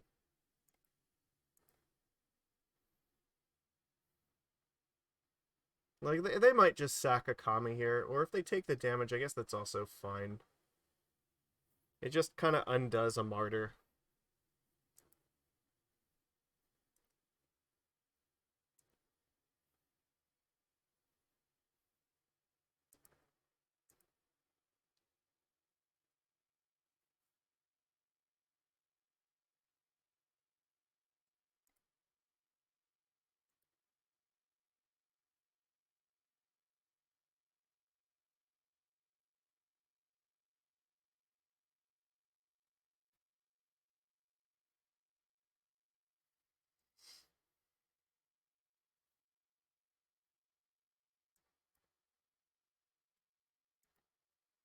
They're definitely just going to get, like, if for some reason they don't get back both Kamis, then maybe there's hope.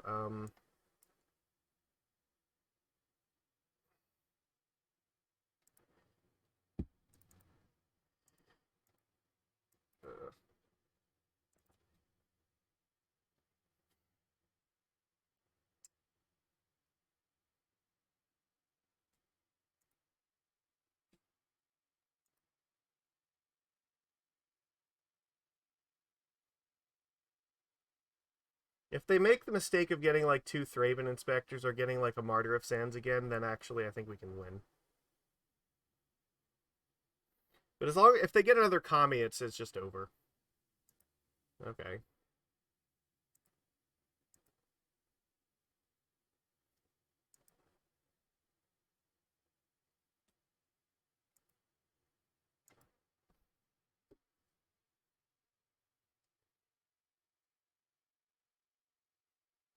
All right. Well, there's Kami.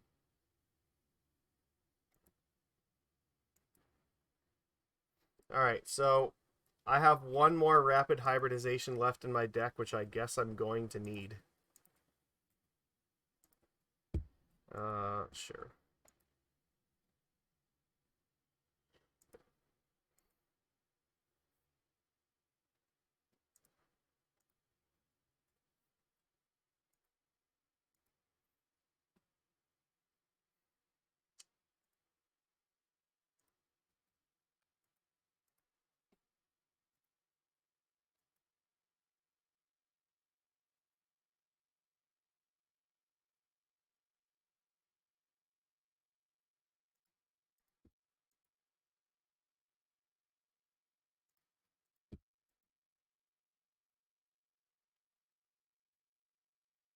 All right, so yeah, my only way to win here is if I draw the 4th Rapid Hybridization. Because then on their end step, I can blow up both Kamis after this happens.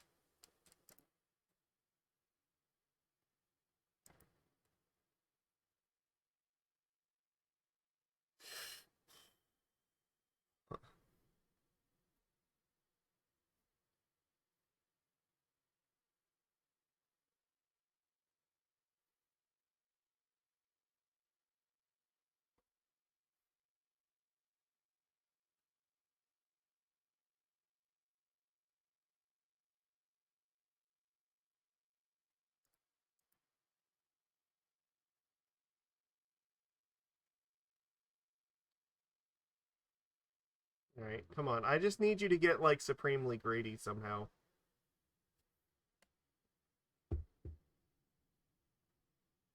They got the Kami back again, so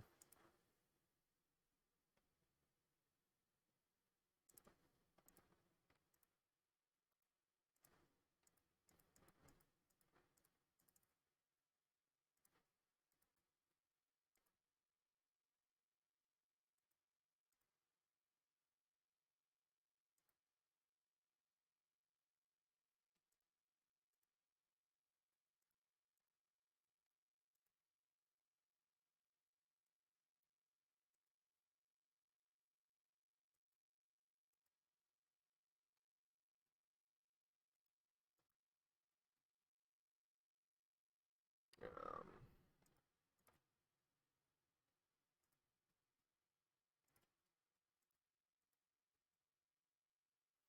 force them to sack a Kami.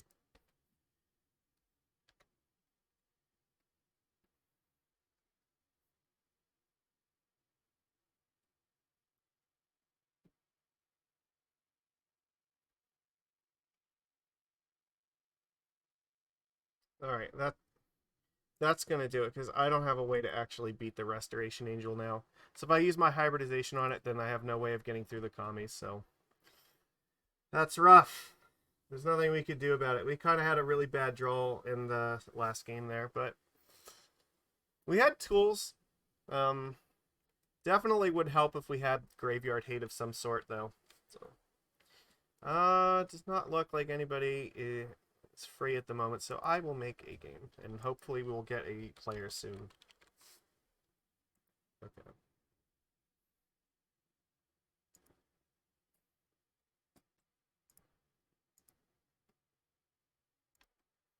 Alright, well, you can see though, like, the mana denial plan was pretty strong for a while, but we just, like, flooded out ridiculously hard, so it actually got very difficult to keep up with it.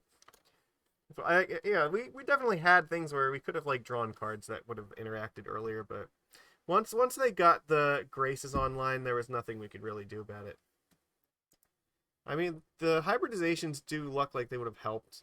Unfortunately, the Shackles would not have helped there because they can just sacrifice it in response to us using it. So, I don't know. It's a little bit rough. But, wow, those games like are going on for a while. Alright, well, the only thing that sucks a little bit is that depending upon when you try to play your league games, like, you might have to wait for a little bit.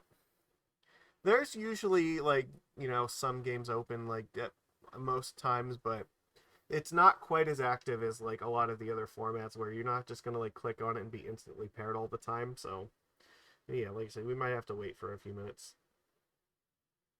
But, so be it. In the meantime, I don't know, we got to find something else to do.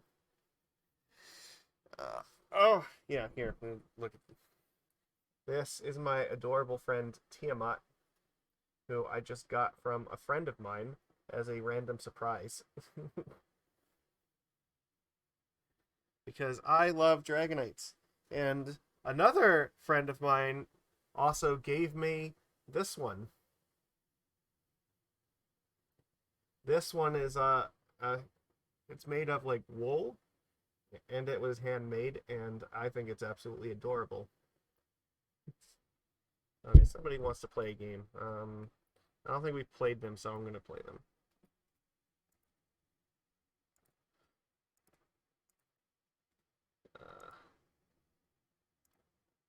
Okay, excellent. We got us a game.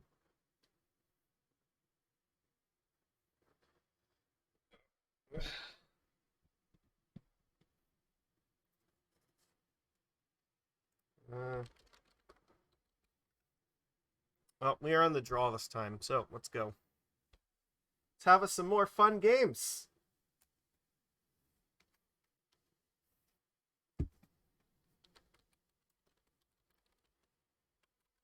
That would make sense. Apparently my game was set to buddies only.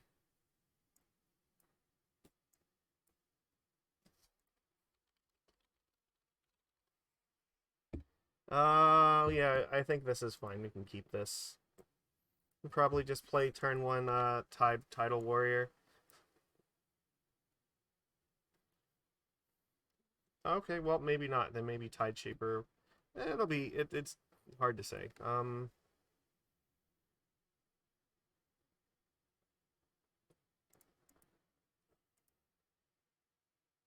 No, we'll play the Tidal Warrior.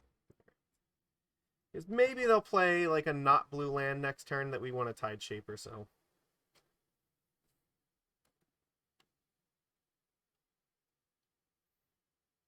Okay, so Tempest Djinn. Okay, I am in love with this already. Which means we are probably this is probably a mono blue deck if they're playing Tempest Djinn, so Tidal Warrior ain't doing shit. It also means there is basically zero chance that they're blocking this, so let's get an attack in with this thing. Delver of Secrets is absolutely not going to trade with this. I think we can safely play Dockhand here, because this has Island Walk. And the next turn, hopefully we can play Reejerey.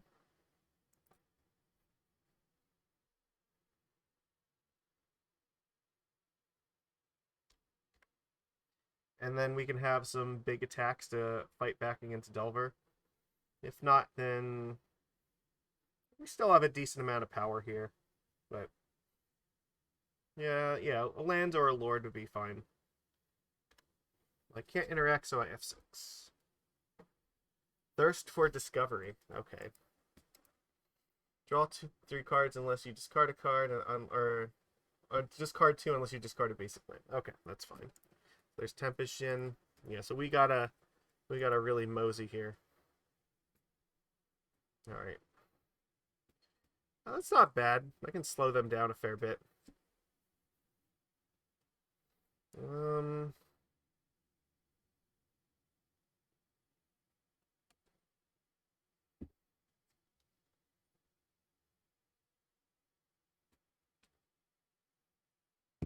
Guess we're just gonna bounce the Delver. We attack with a Dockhand at least, so.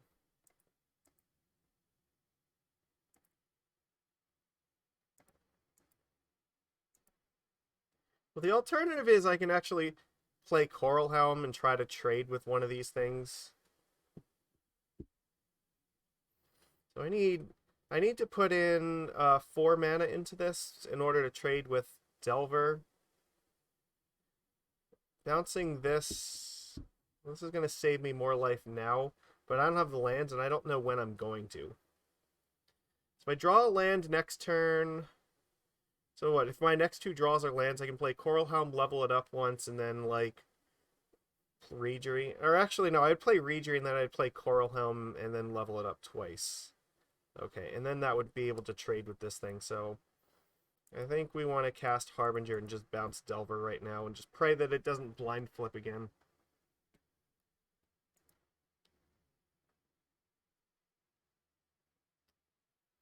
So land is kind of what we need right now.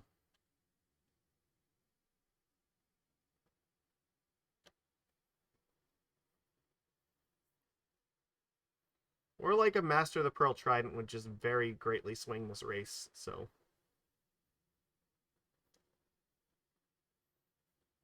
Like, it's dangerous for the Tempest Djinn to attack, unless they have another one, and if they have another one, then we're in deep shit. Well, they do have another one. Whoops. Alright, that's bad. Alright, well, we probably have to play Coralhelm this turn.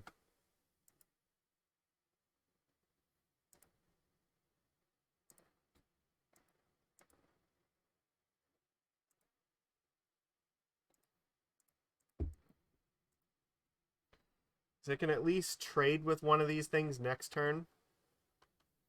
But they don't have another land, so that's good. That means... What? They didn't get to play Delver again right away, so...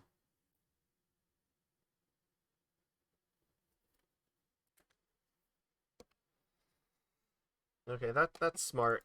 They do have to be concerned about us potentially finding Master, so...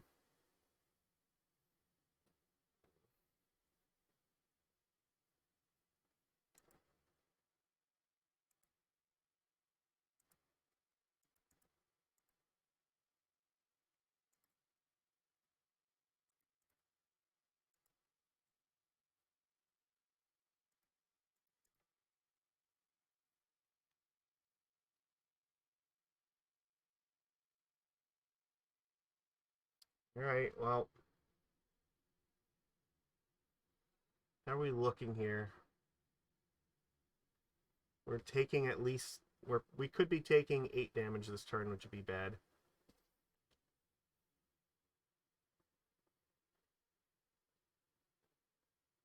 They're definitely looking for a land to make it 8. Because 8 actually is hugely significant.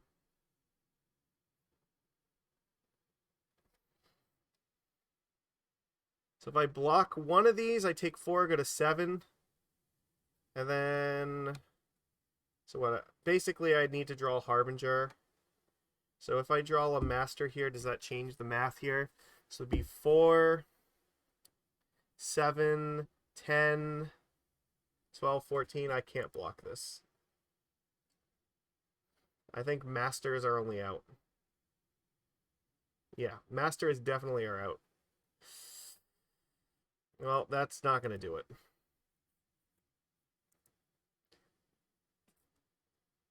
I think Hybridization looks really good, though. Not sure if Spell Pierce is that impressive, though. We haven't really seen what they do with this yet. It could be. Maybe the Deprive matters a little bit more. Probably Tidal Warrior is not very good either, so I think just kind of like this. We just want to counter the Tempest Djinn or have an answer to it.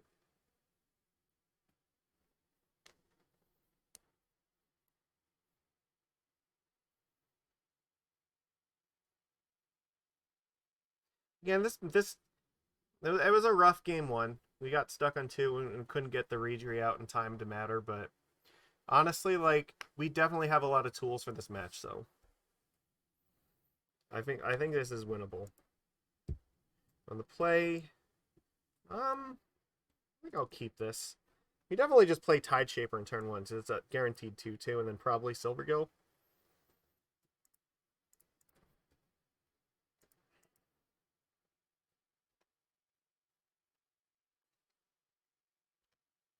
Like, they're playing mono basic islands here for their Tempest Djinn. Alright, excellent. I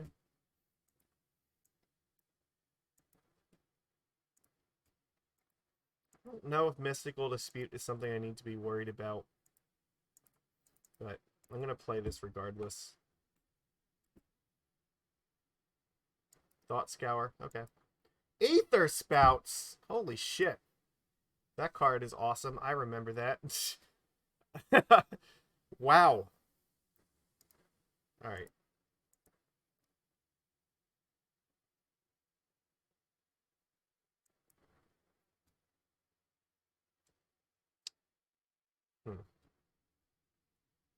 Well, they know what my hand is now, so...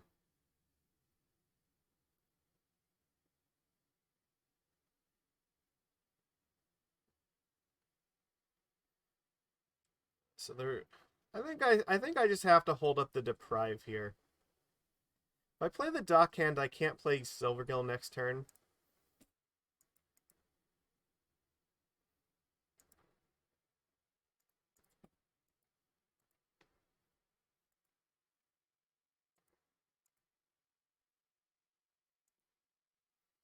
So they play Tempest Djinn, I'm definitely depriving it.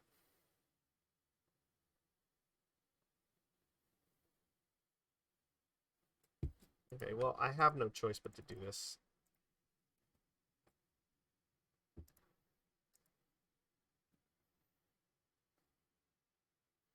Alright, well, second verse, same as the first.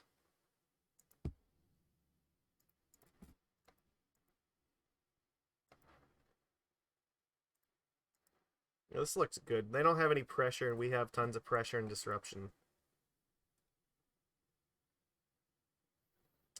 Let's not do that.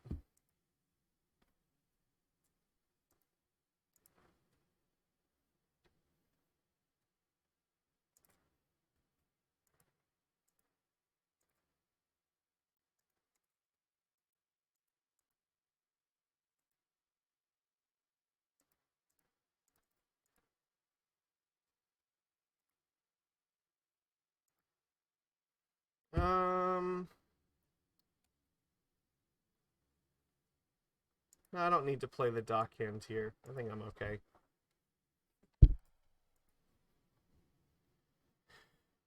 If they were to play like Shackles again, I can just hybridize my own creature. Okay.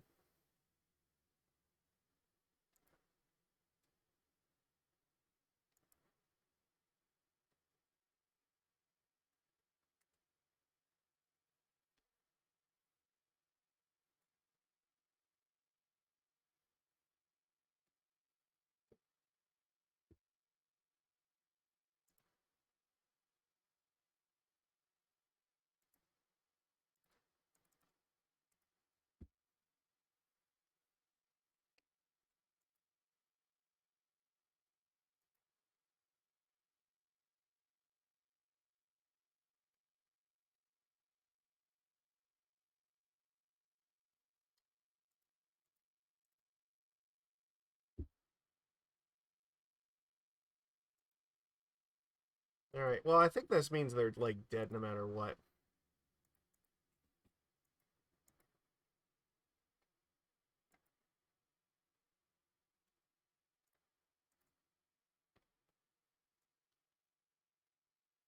Like, they have nothing that can deal with all this and the Deprive.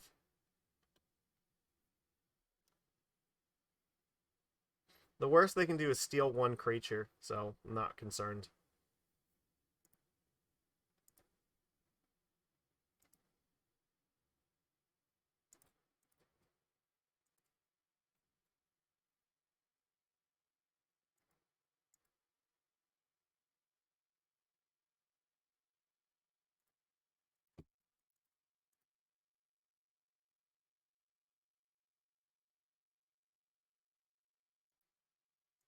Alright.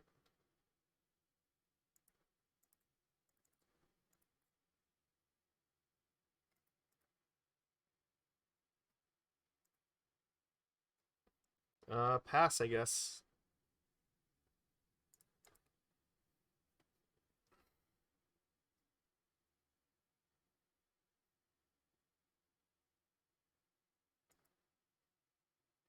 Okay, casual draw 3.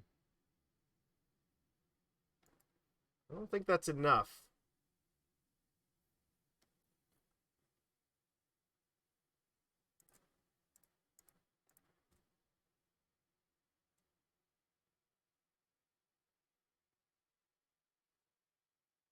I guess any Lord wins here?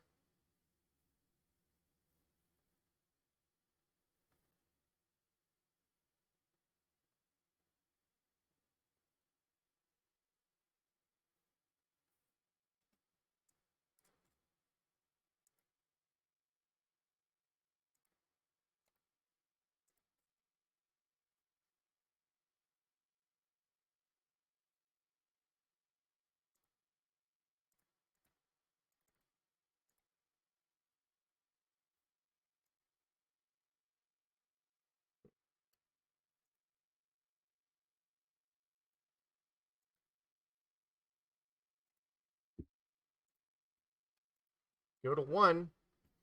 Again, you're not in a good spot.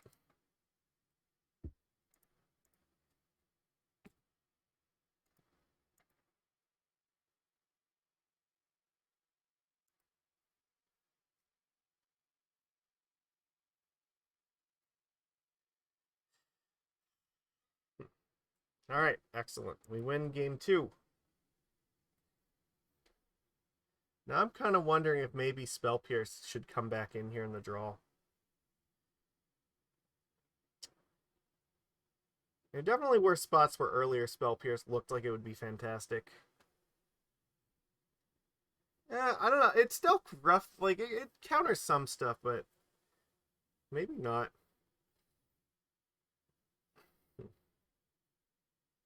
So we only have 3 Deprive, and we had to play all of them.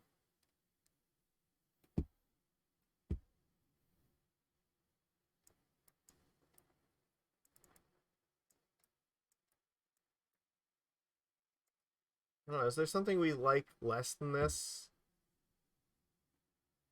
Like, the hybridization feels like it's important. Maybe we don't need all of them.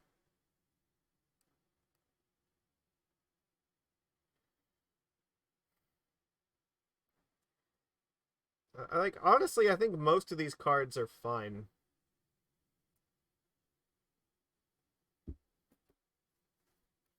We have an abundance of things to choose from here.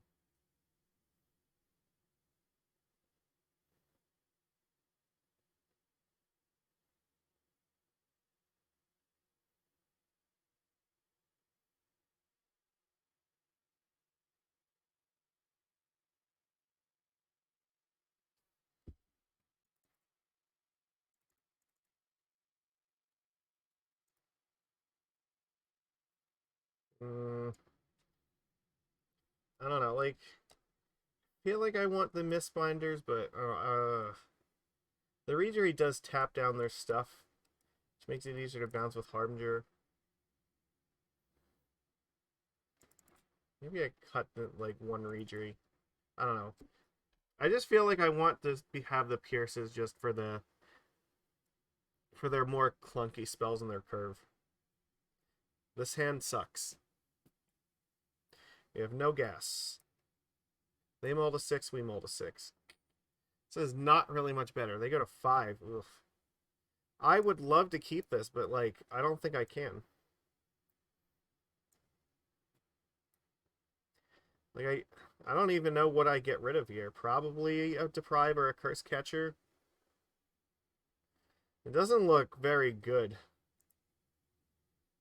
Alright, this is just getting worse. I think we have to keep this and throw away a Mistbinder and just pray. Or throw away the Mistbinders. This is not very good. Alright, well that's helpful. It means our curve is alive. We can play Coralhelms. We put Ether Spouts in the graveyard. Alright. I played this card when it was in Standard. It's awesome. I guess I'm going to attack first and see if something happens. Probably not, but we're definitely playing this Coralhelm anyway, so... The only thing that sucks is if they have Shackles, then this Coralhelm is gonna... It's... Oops.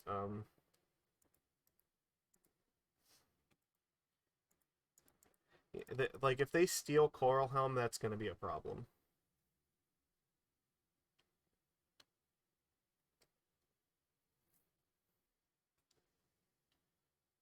Here it is. There's the Shackles.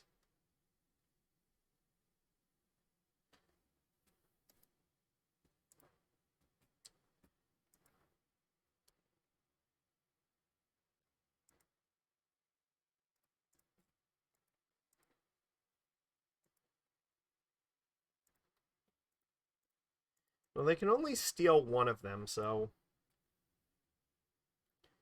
Whatever one they steal, like... It'll suck, but I can at least level up the other one.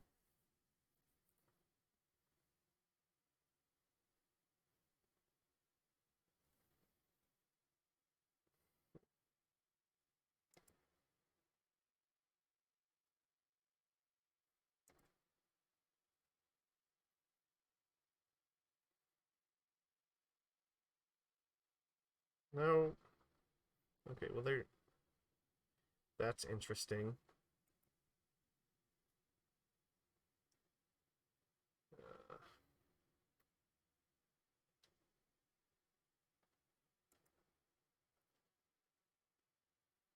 If I attack, they're just going to block with it and steal one of my other guys, so I'm not going to do that. Instead, I'm just going to go wide with Silvergill.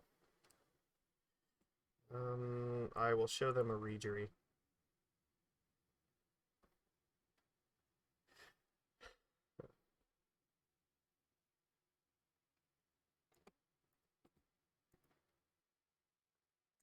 Excellent.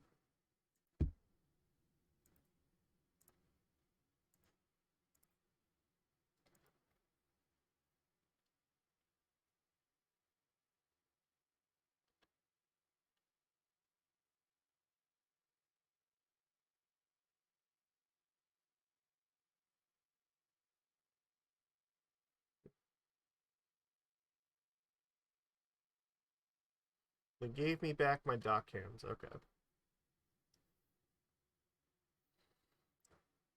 probably repeat the same thing here.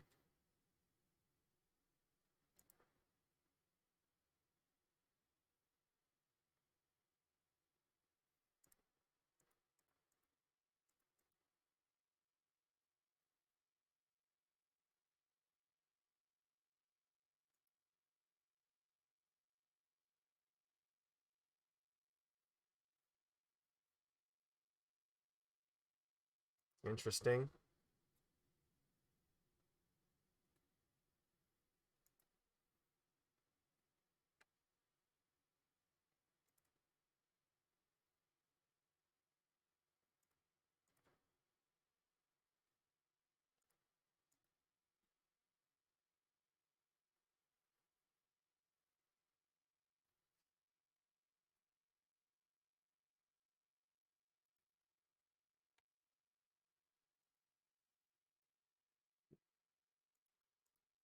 I'll put one counter in this. I'm going to start slowly going sideways with them. Okay. Fairy Vandal, so interesting. All right. So they choose to keep this Coralhelm, so I don't have to worry this turn. I can play this one and tap this down and then get in and attack. Okay, Vapor Snag, that's fine. Treasure Cruise, all right.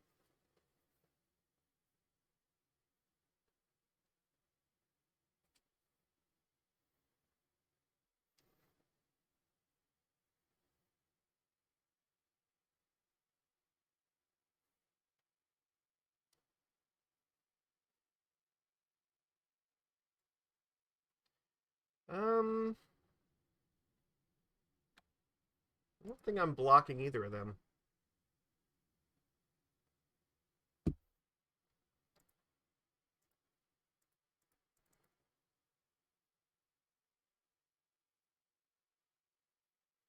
What do they have for 2 here?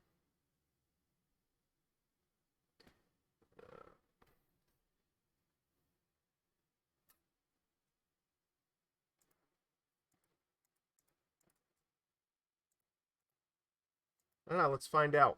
What do you got? Another Fairy Vandal, that's not that impressive.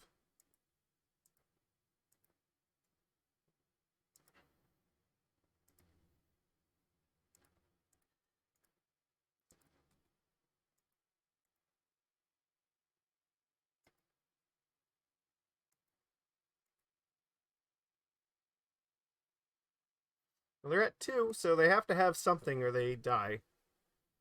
A single Dockhand is lethal, so you might have like Ether Spouts.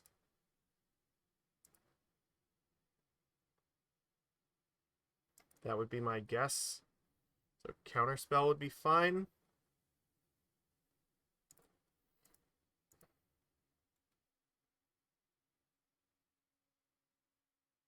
Yep, I think they had maybe like Engulf the Shore. So once we tap down one of their lands, they can't use the 4 in mid combat to bounce the other Dockhand. So that's how we got there. All right. There we go. That was what, our 3rd game, I think. I think so. Wait, how many games? Yeah, this is going a little bit longer this time because yeah, we had that really long game against the white deck, right? Yeah, we've played 3 so far. All right. All right, let's try creating one this time, except anyone can join. There we go. Ta-da. There we go. Excellent. It's fun. It's engaging. Makes you have to think. There's a lot of weird cards in this format, and it's always cool. Like, the more familiar you are with certain stuff, like, yeah, the better you can do here.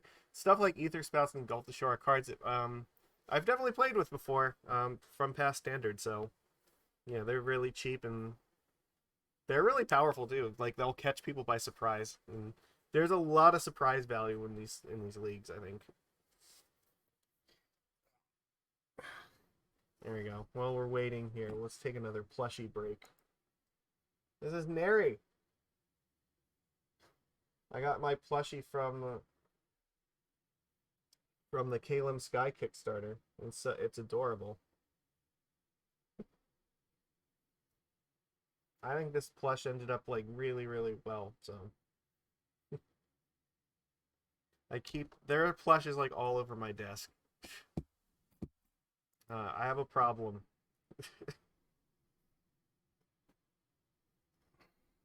Oh yeah, look, Meta Knight's still sitting here too. And I still have Bolas and Chandra sitting over here. I don't know. This is going long, but you know what? Hopefully we'll find some matches soon. We can get on with this.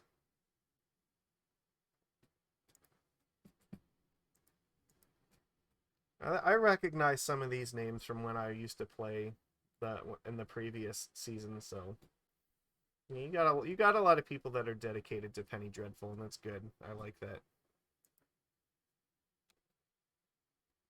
Yeah, anyone can join. Okay, so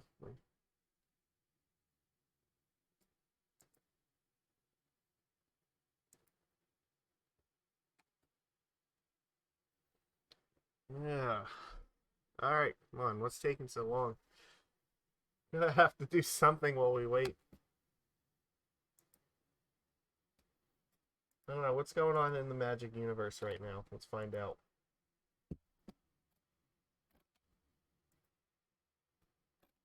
Do we have something interesting to talk about? Oh, you know what? I actually. Okay, wait. Nope, we got a match. Okay, never mind.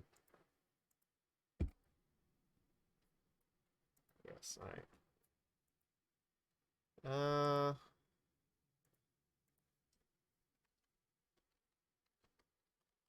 There we go. I don't think we're gonna keep this hand. It doesn't have a lot of power to it, and we need a little bit more than this. This is much, much, much, much better.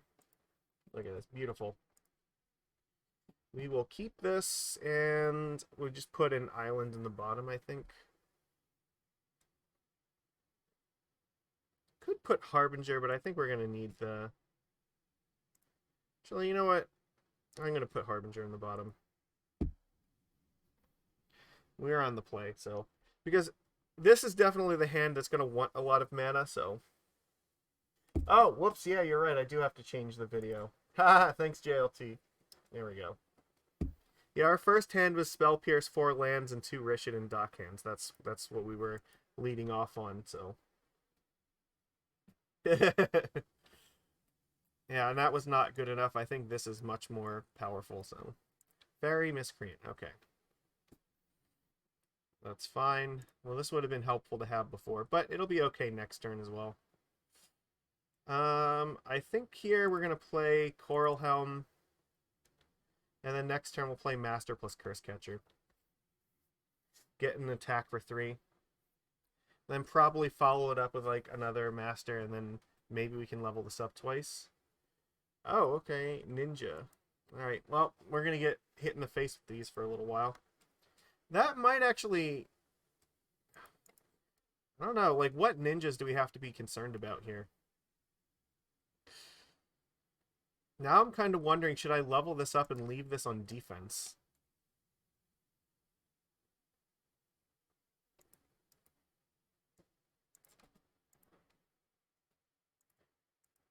Hmm.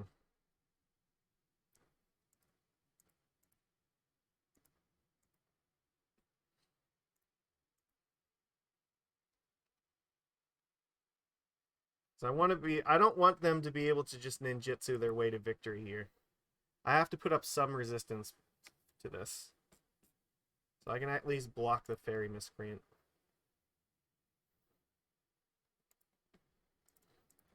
Alright.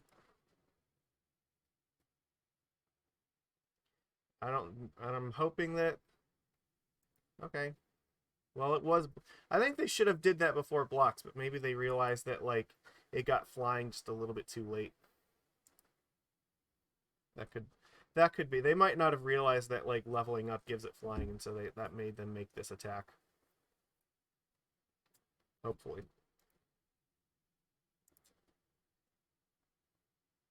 Alright, that's going to be a problem. Alright, so... We are not going to be blocking anymore, for sure.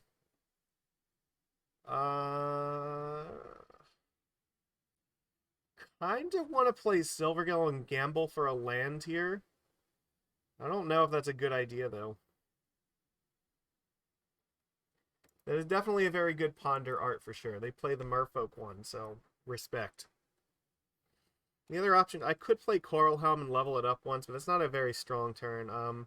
Playing Master and attacking is fine.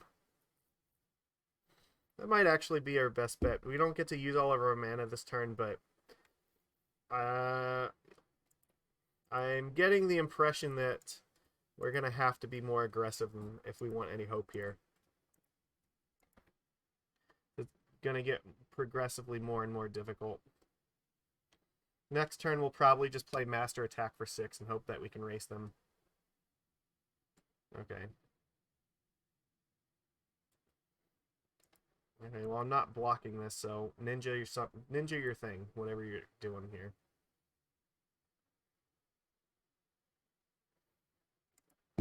Fallen Shinobi. Oh, God. Fuck me, that's terrible. Tidal Warrior and Hinterland Harbor. That thing is going to murder us.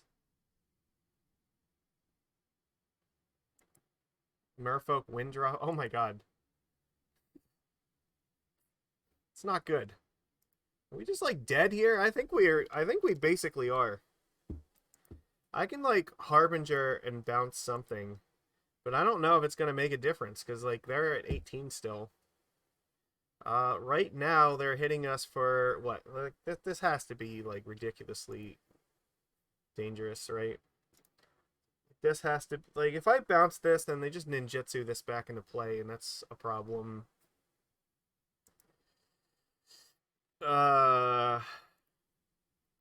Chump blocking is like I can theoretically block this and block this, but it's not great.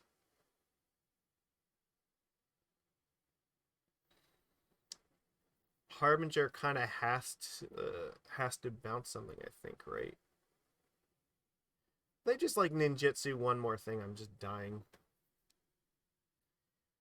I think that if I just play Harbinger and pass, then I'm probably losing this game.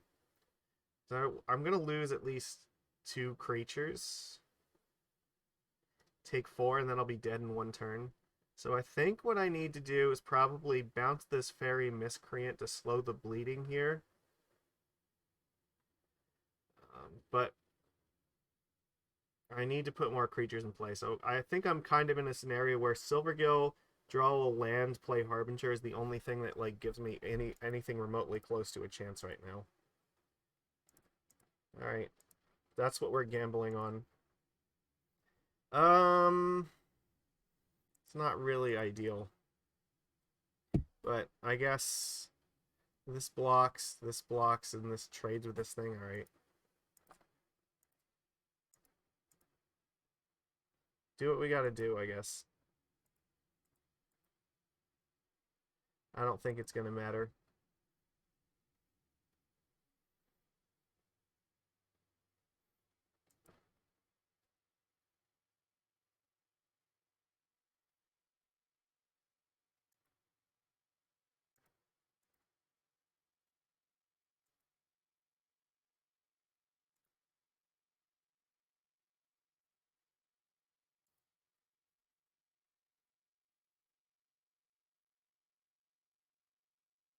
I have to play Harbinger this turn.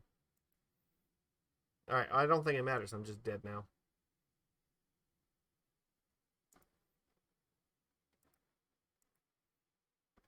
Because I can't deal with that either.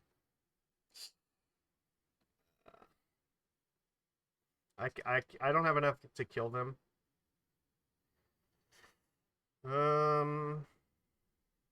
I could block one thing, but that's not going to be enough. Yeah, we're just dead. Whoops. It's rough. Okay. I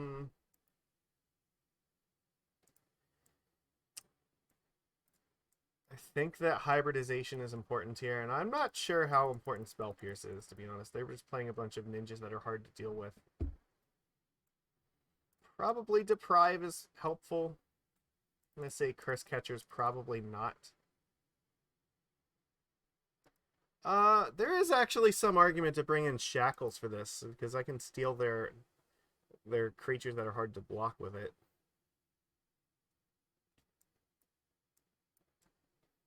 I kind of like that.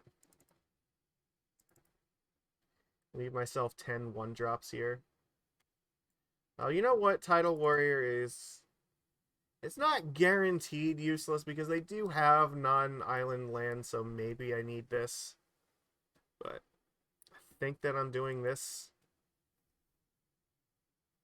Alright.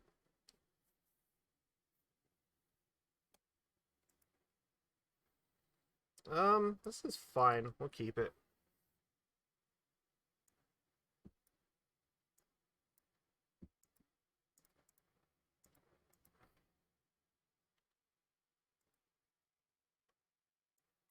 We have a nice curve here.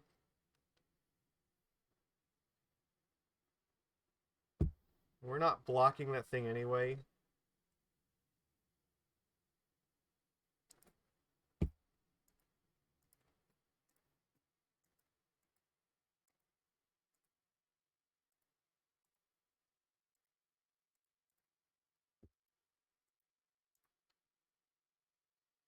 Attack, get your 1 damage in. Moon Circuit Hacker, okay.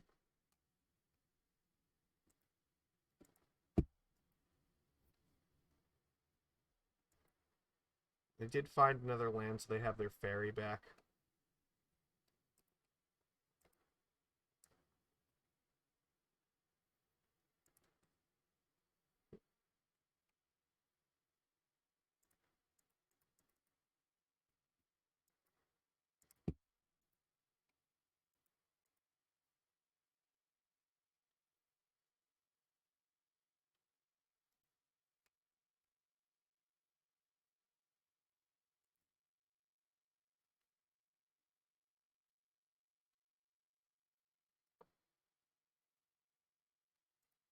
So they get to loot with this thing. I guess that's okay.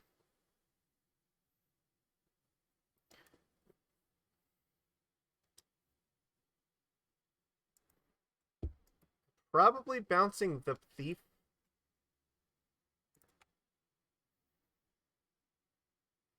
I can play Island, untap it, play Harbinger, bounce this thing, then play Shackles. That seems pretty good. Oh, they have Fatal Push. Or, no, they have Blood Chief's Thirst. Okay, that's fine. This doesn't stop me.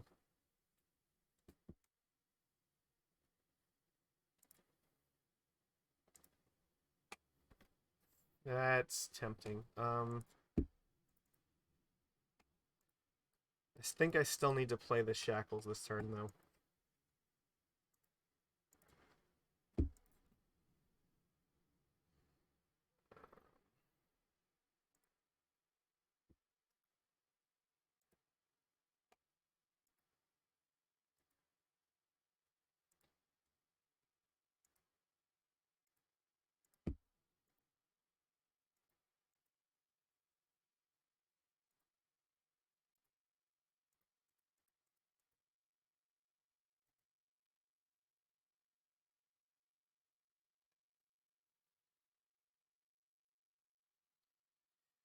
If they actually play it again, then I can actually steal it with the Shackles, so... Reejerey, I can put the Mistbinder in play, tap something down, and get another good attack in, and do Shackles in the same turn, so that could be nice. If I play a Lord, or if I draw like another creature, I can actually Mistbinder, untap a land, and then play the other one, and then still Shackles, I think. It should work.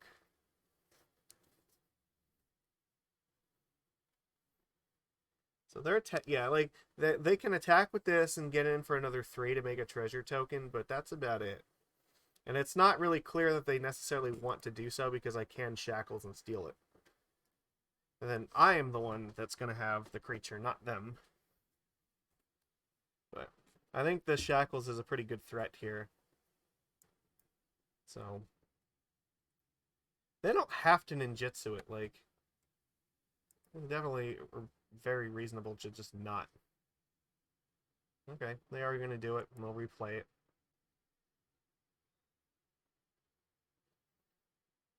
Play land. They got their fairy. Their changeling. All right. They're gonna. Do you have fate or they have a blood chief's thirst? Okay, fine. That's not great.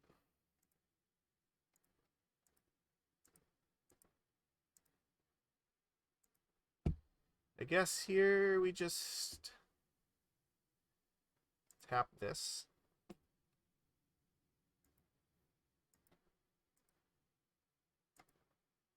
Fuck, I was supposed to play the island for the Shackles. Whoops. Alright, whatever. This is still okay.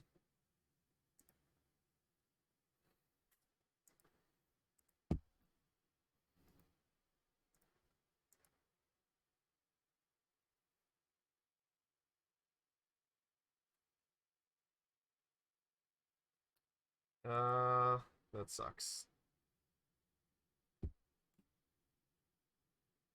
If I take this, this is actually a 2-2 they can't block. But if I take this, then they can't attack with this, so I think I have to do this.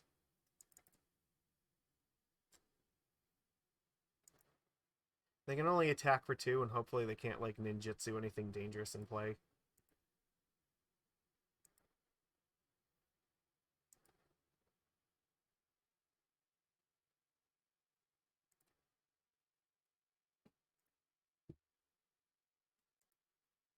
Alright.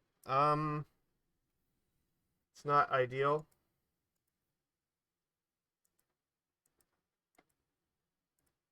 I really need more creatures because I'm not winning this otherwise.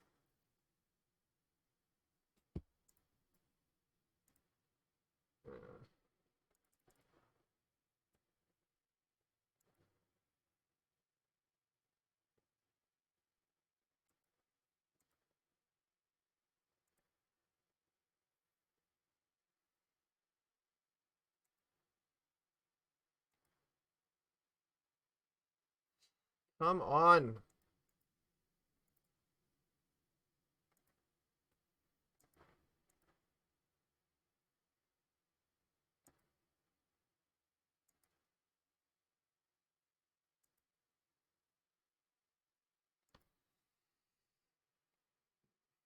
I don't like it, but I'm probably going to have to block this thing if it attacks.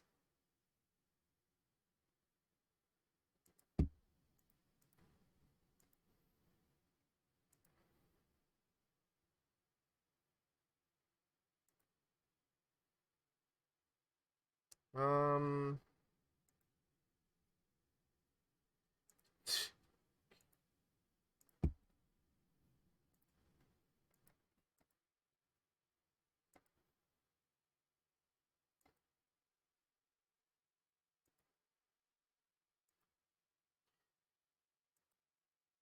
So I take 2, go to 2, they're going to go to 1, so I really...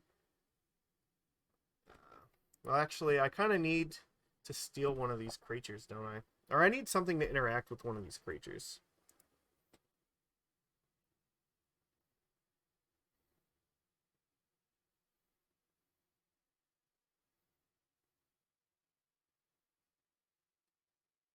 It's an activated ability. I can't actually stop that. Yeah, the Deprive is not going to help me here. So I go to 1. Is there anything I can possibly do here?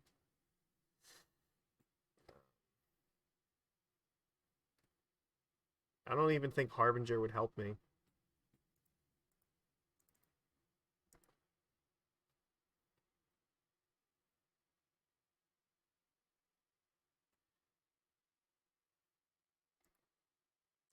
I can't kill them, right? This is a human ninja, so I don't have the ability to... I have to give this back to them.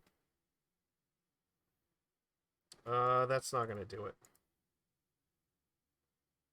Alright, that sucks. Again, we flooded out, and there's not a whole lot we could do about it. We had like some good interaction, but you know, we just didn't have enough beef. Like we had like 30 creatures in our deck and just could not draw enough of them. We needed like one more good creature to put in play, like a Coralhelm or something, and I think we would have been okay. It's a little bit rough.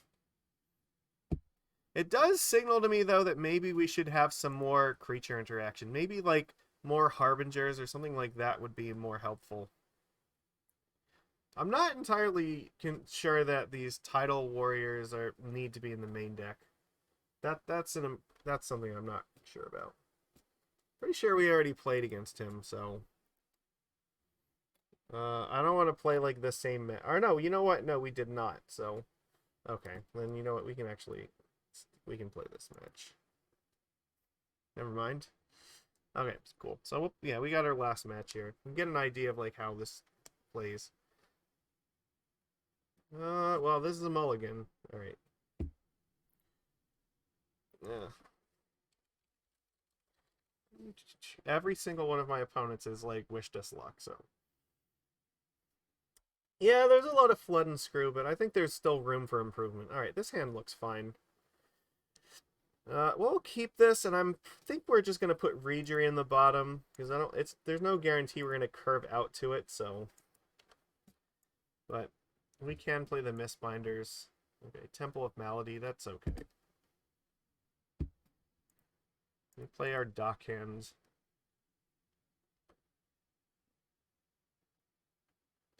See what we're up against.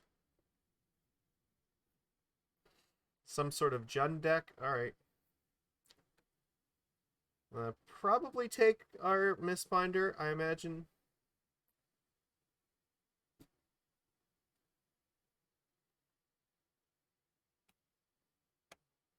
Yeah. Okay, well, they don't know about this one.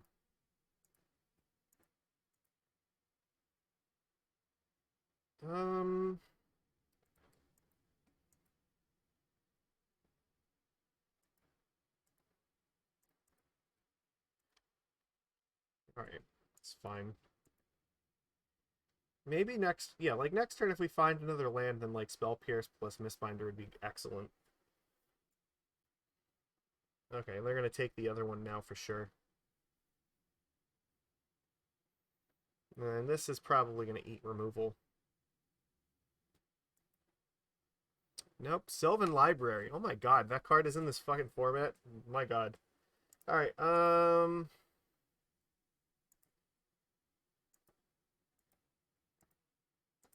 think we're at the point in this game where we need to slow them down.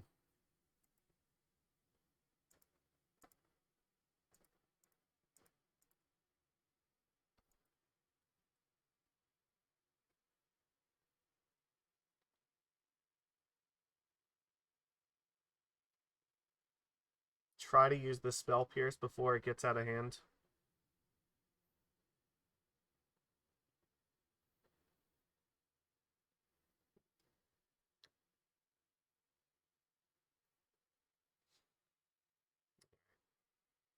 We found another land. Okay, I can't do anything about that. That's helpful.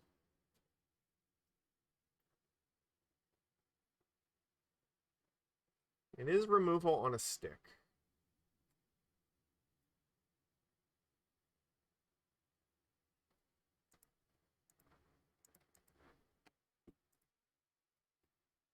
We only have one card left. That's fine. Alright. We're just hoping Spell Pierce helps us. I don't think they can take lethal from it. They only draw 2 extra cards, so there's no way they could screw that up. The most you can lose to Sylvan Library in a turn is 8 life. They're not gonna kill themselves to that. Oh my god. Fucking Glorybringer? Really? Okay, that's definitely getting exerted. Sure. Fuck me. That's brutal. This was a turn where we really needed to dockhand this thing.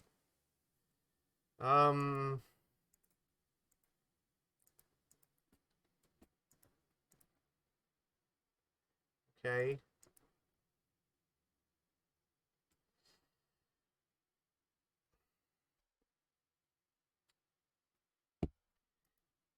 They draw 2 extra cards, and for each extra card, they have to pay 4 life or put it back.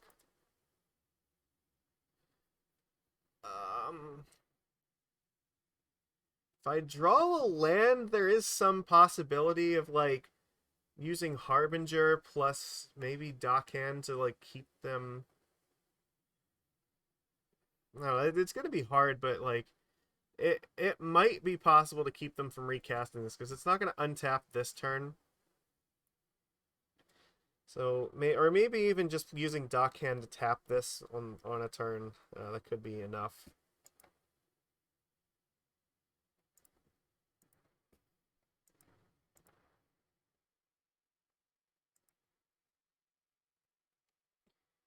I don't know if I should be playing Tideshaper. I have 1 card. I think I kind of do.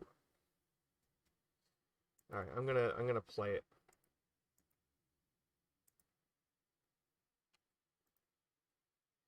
All right. Because if I draw another land, I can actually do this at instant speed to bounce this thing. That'd be kind of nice.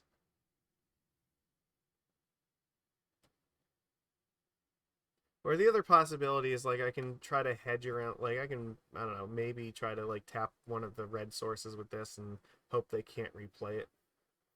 Well, Bloodbraid Elf is not good for us. Really reveal. Okay, well, goodbye, Silvergill Adept. Yeah, that's gonna make it harder. They're just playing, like, straight up Jund. Okay. Yeah, life's not great.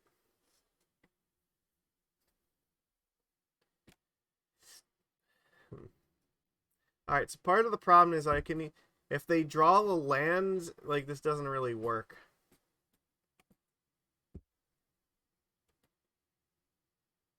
I can bounce this and try, like, hope they don't have a red source on top of their deck, and that might be the most I can hope for at the moment, so that's what I'm gonna do.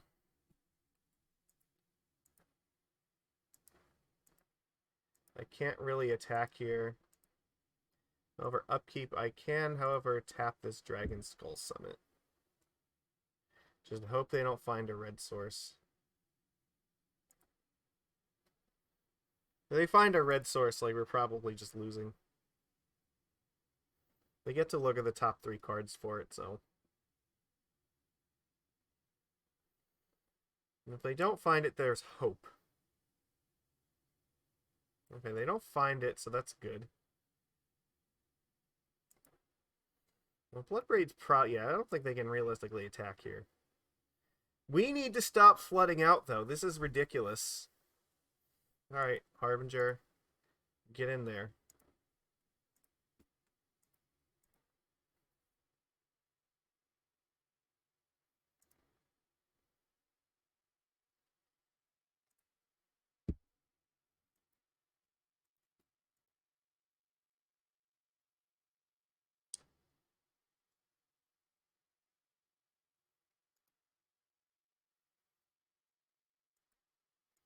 Yeah, I think we're just screwed.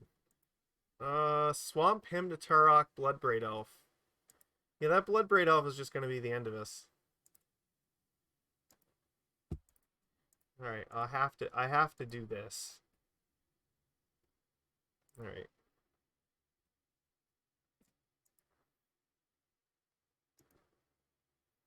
We're definitely casting this Bloodbraid, though.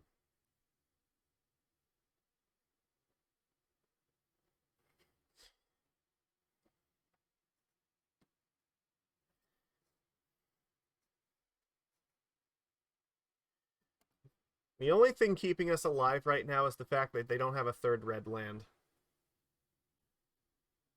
Okay, well now now they're gonna find that 3rd red land because they have the ravine, so.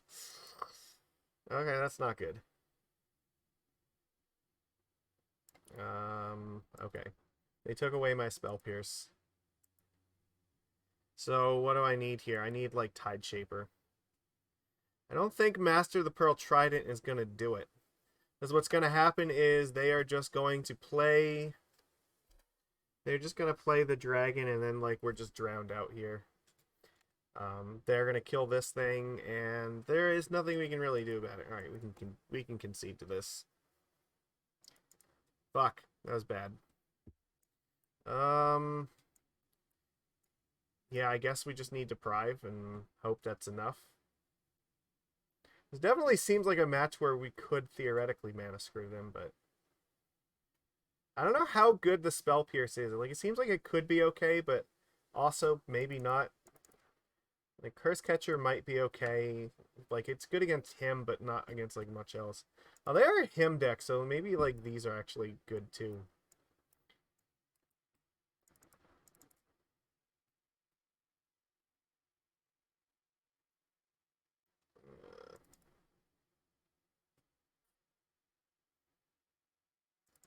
Alright, let's do this.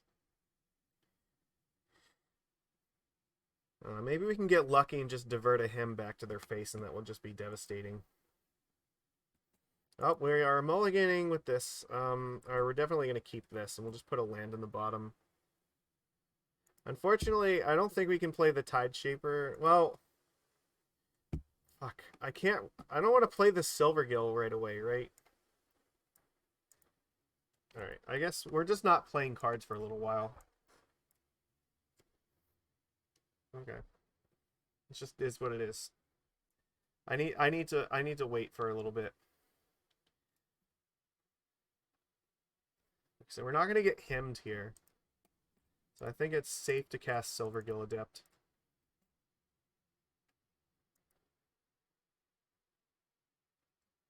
Alright, I mean that helps a little bit. So I can play the Tide Shaper and still protect it with like Spell Pierce and Divert.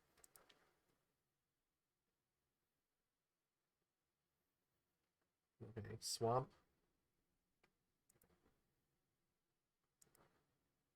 Well, that thing can just kill Silvergill, so...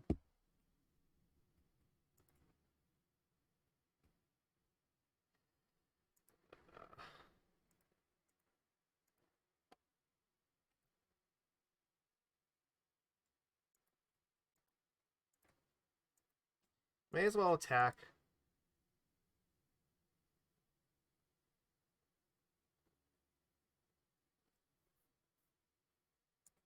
No blocks, that's fine. I'm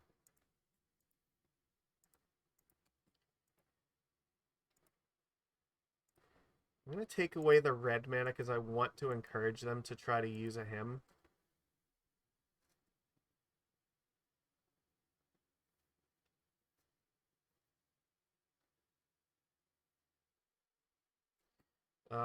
Yeah, that's going to happen.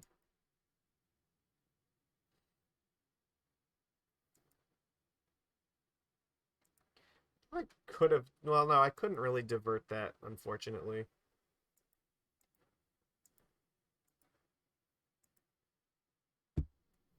Alright, I guess we're... We can't really attack either. So it's just getting difficult.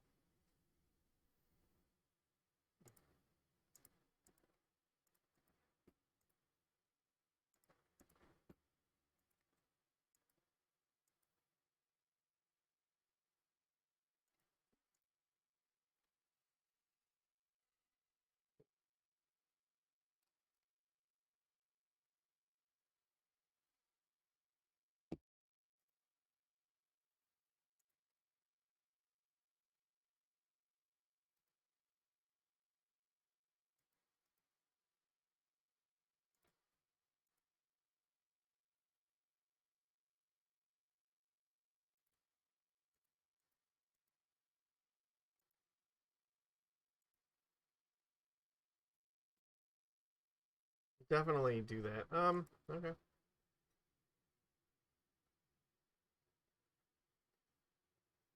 What happens if I attack with this Tide Shaper, then... What's the worst they can do? Just block it? Maybe I can bait them into casting like Glorybringer and I have Deprive up.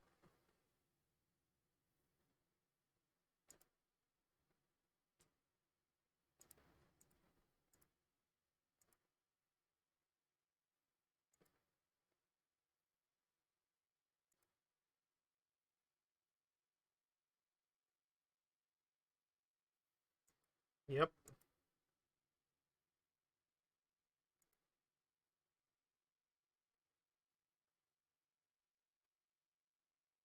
That's a Raging Ravine. That's a problem.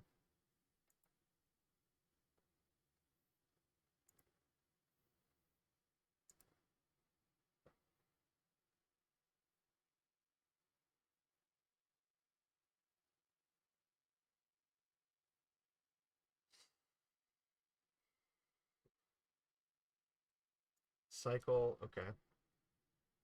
So we might be able to use either one of these this turn. I think I have to play this Dockhand because I gotta get this under control or I'm gonna lose.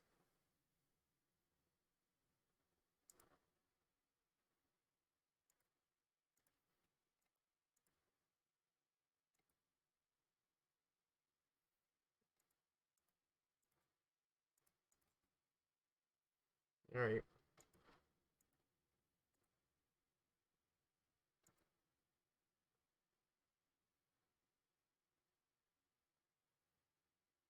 This is becoming harder and harder to make use of these. Alright, what are you gonna cascade into here? Sin Prodder?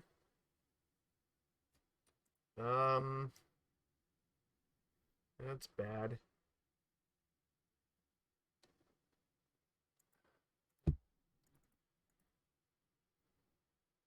It's gonna be way too much pressure on her life total.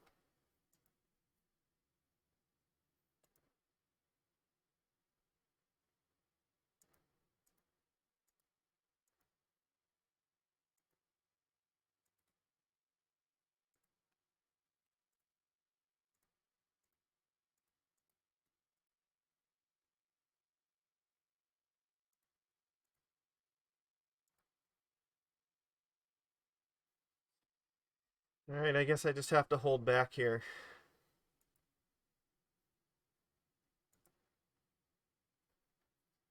I don't think I can attack.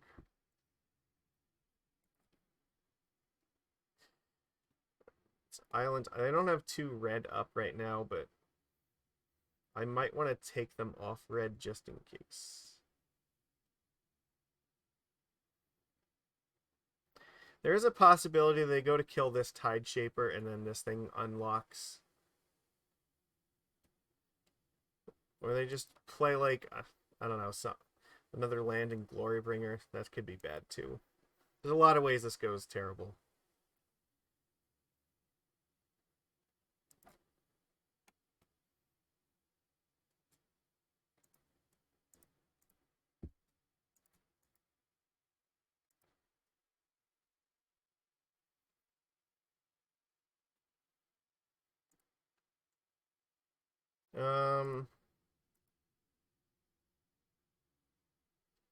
Okay.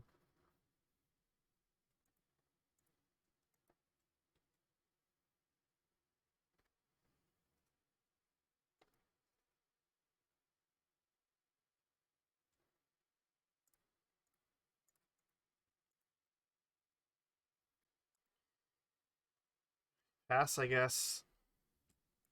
They're on 2 cards. I just have to hope they're like lands.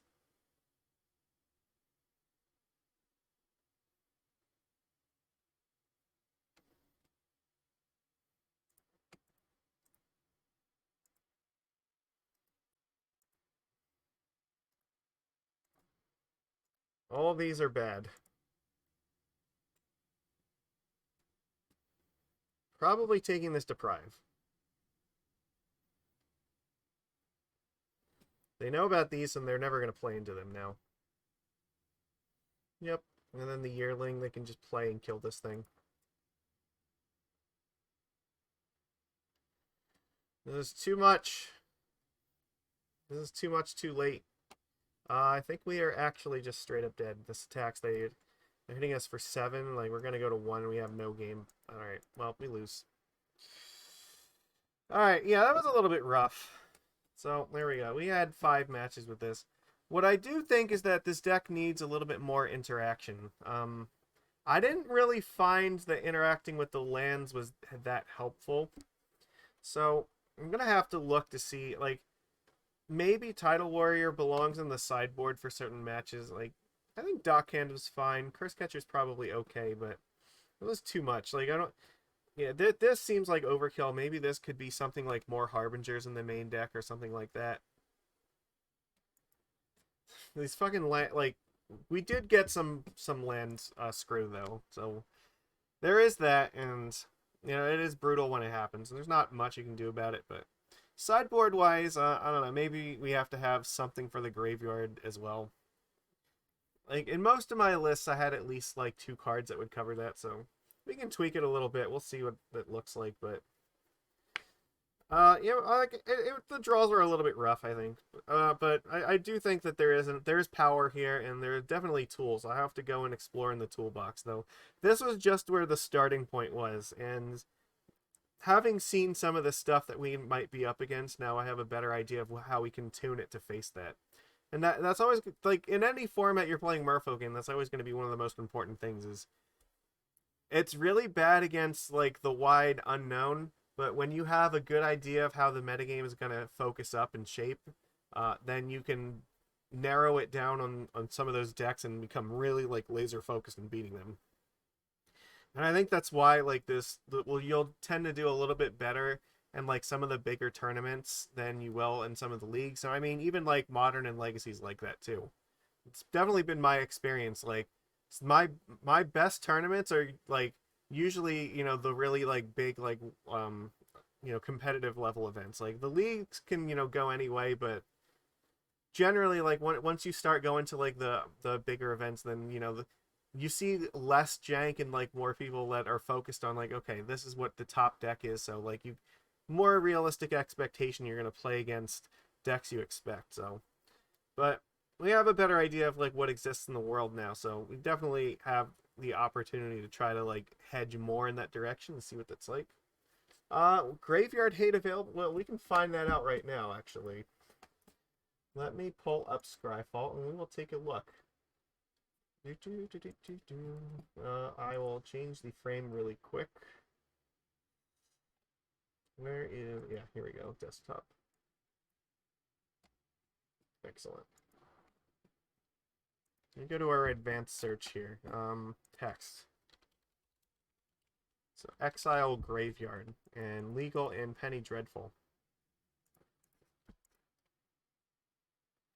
Sort by mana value. That's always the most useful thing, I think.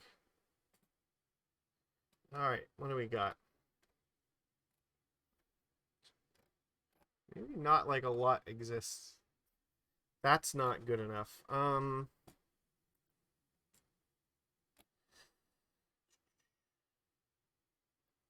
Okay, Lantern of the Lost, this might be fine. This is sort of like Soul Guide Lantern, right? Yeah, I think this might be the card that we use here. Yeah, you play it and it exiles 1 card, so it's still, like, it has immediate value versus stuff like Reanimator, but then it also has, like, the relic effect, so you crack it and just exile everything. Actually, this card seems like this is really playable. I might have to consider playing this in, like, some other formats. I didn't know. This is what? Innistrad? Okay. Like, that actually seems really good. So, probably Lantern of the Lost is a front runner to me, because I have a hard time imagining, like, okay, yeah, Scrabbling Claws, this also is reasonable. Like, it's not quite Relic of Progenitus, but it's, like, close. So, like, this one has the advantage of, like, this is, like, sort of a combination of Relic and Soul Guide Lantern. And the other one is a combination of, like, Relic of Progenitus, but... yeah, it's sort of like...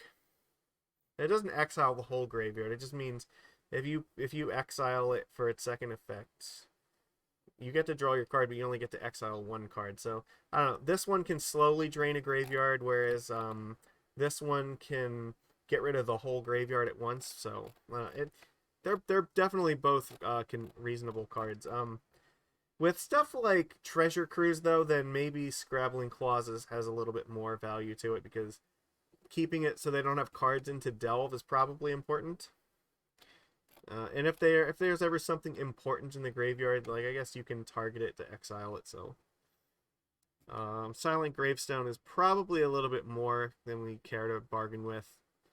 Like, you know, I don't think there's a lot. Like, I guess against Reanimator, it's still fine, because they can't target it with Animate Dead or anything. And for 4 mana, it exiles everything and draw a card. That looks to be like about where we're at with that. So I don't know, probably one of those two cards, and it's difficult to say which one is better. Maybe Scrabbling Claws, like I said, just because of like Treasure Cruise. And it also undermines like the Pyromancer Ascension. Yeah, that's it. So, all right, I think that's fine. So we might have to do that. Also, we can also take a quick look here to see what kind of interaction do we have. Target creature and instant. That should give us an idea of what kind of bounce spells exist. Colors. At most, these colors. So, alright. Sort by... I thought I said type line. Oh, yeah. Type line is instant. Okay, there we go. I want to see like what kind of interactive spells we have to work with, because that might actually change. You know, we might want stuff like that. Okay, that's a counter spell. What do we got here? Because I mean, what, Vapor Snag is a thing, right? We might care about that.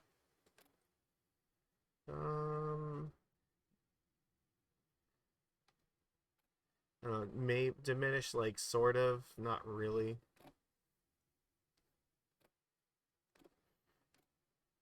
This is like what you gotta do with this. Oh, Piracy Charm seems like it might be okay.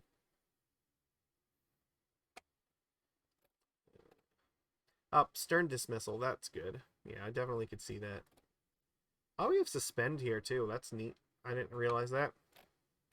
Yeah, Vapor Snag has been like a go-to I've had. So like I've definitely played this card in like Penny Dreadful Merfolk before, so that definitely looks like something I'm interested in. Otherwise, yeah, I don't know. Those seem to be like the contenders here. If we're gonna stick to like mono blue, so yeah, those seem fine. Yeah. Oh, you know what? We can also look at stuff like protection, creature, see if there's anything that's useful for like sideboard purposes. Sometimes stuff like Cerulean Drake's important. We have Coast Watcher, which is a pro green card. Okay, that's interesting. Narwhal is a 4 mana card that's good against the red deck. Unfortunately, that's 4 mana is probably a little bit too much. So, yeah, I don't think the rest of these are going to be terribly... It's important to just, like, do searches like this to just try to find stuff randomly, though, so... You never know what you're going to find, so yeah, these sorts of exercises matter. There might be some, like, other artifacts that we can, like, look at, too. Like I said, if you always go onto the Penny Dreadful website, like, you can see what kind of cards other decks are actually like playing in them. So, yeah, I don't know what's this deck. Oh, this was like one of the ones we were like playing against before. Okay, so like, yeah, stuff like Ether Spouts and Etherize are actually cool in here. So, those are good to know. Yeah, he's playing Lantern of the Lost there, and Fading Hope. Ah, Fading Hope. Okay, see, we missed that one somehow. So Fading Hope is definitely a card that we might be interested in. Yeah, and then like Vapor Snags there. Loose Focus is a reasonable counter spell. Has Replicate on it, so for 3 mana, it counters a spell unless they pay 4. But, like, this scales pretty well into the late game. Like, you can just keep replicating it to make it harder to counter stuff. Yeah, Lose Focus is a pretty good 2-mana counter spell. Is he not playing? This list in particular does not look like it has Deprive in it, right? But Lose Focus probably covers most of the same stuff, and Memory Lapse is also okay for it too. So they're playing Thought Scour, which can kind of combo with Memory Lapse, so that's neat. More stuff that you just look at stuff. So, like I said, all of this information is here. You want to go and find different decks. It'll show you what their records are. So, like, there we go. Right now, what Merfolk looks to be at like a 62% win rate. That's pretty damn high. And you can sort this too. So, see this? Mono blue control. Like, it doesn't have... Yeah, there's not like a huge number of decks for it, but like it looks like mono blue control probably has a lot going for it at the moment. So, yeah, you kind of see... similar to what we were playing, like, where they have like lots of bounce spells and like Temptation as their finisher. You know, like Jeskai Ascendancy looks like it's doing really well, so... And you can get an idea of, like, the decks that people are playing that are not necessarily doing that great. Like, you know, the ramp and, like, fake rack decks.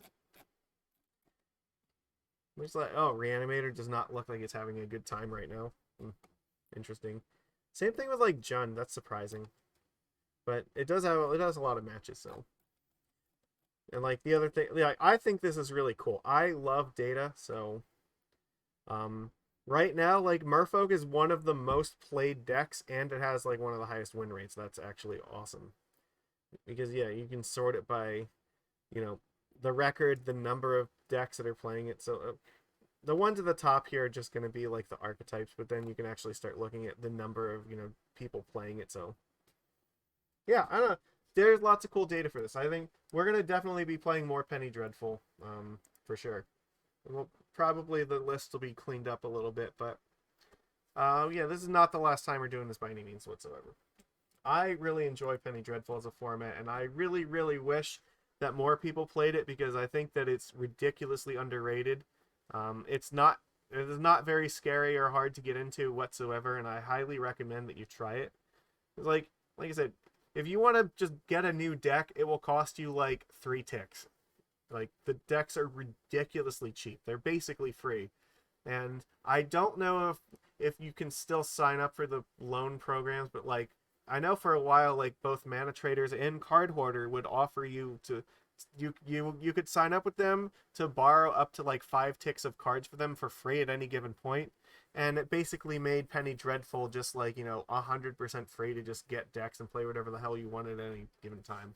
I know that they've limited signups to some of those services because of, like, the Modern Horizons problem where they just don't have enough cards to loan to everybody, but, like, I don't know if you can, like, sign up for the 5 ticks thing from each of them, you will be able to play literally whatever you want in this format and not have to put a cent into it, which is awesome. But, like, even if you did buy the deck outright, like, no deck is going to cost you more than $5.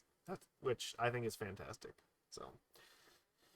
And it's fun. It's engaging. There's lots of cool cards. It is a brewer's paradise and it is constantly changing. Like I said, because every time they have new standard seasons, they'll reevaluate all the existing cards and look at all the new cards that might come in. So it's always a surprise. We went a little bit late today, but that's okay because we were having some fun. So, oh, I should probably put myself back on the screen. Look, I'm here. I'm here. I promise. So anyways, that's all we're gonna do for tonight. So I hope that you guys had fun because like I said, I enjoy this and we'll definitely be doing more of this. Probably next week we're gonna play some Legacy, and if you are watching this on Thursday in the afternoon, then later on Thursday in the evening I will be on Drunken Peasants again. So if you are interested in hearing me talk about random crazy people in politics and all that nonsense and just like laugh and get drunk, yeah, come check that out because Drunken Peasants is a good time. It's a nice break from, you know, the magic cinematic universe. Yeah, step into the crazy people universe. That's always just ridiculous. there's a little bit of crossover between them sometimes, which makes it more interesting. But no, that we are not going to go that deep into that stuff in this channel. So, anyways, that's all I've got for now. So everybody, please, if you're watching the replay, give this a thumbs up. I really appreciate that. And leave comments, because I always read them and I try to respond to them. So, all right, I will see you again next time. Take it easy, everybody.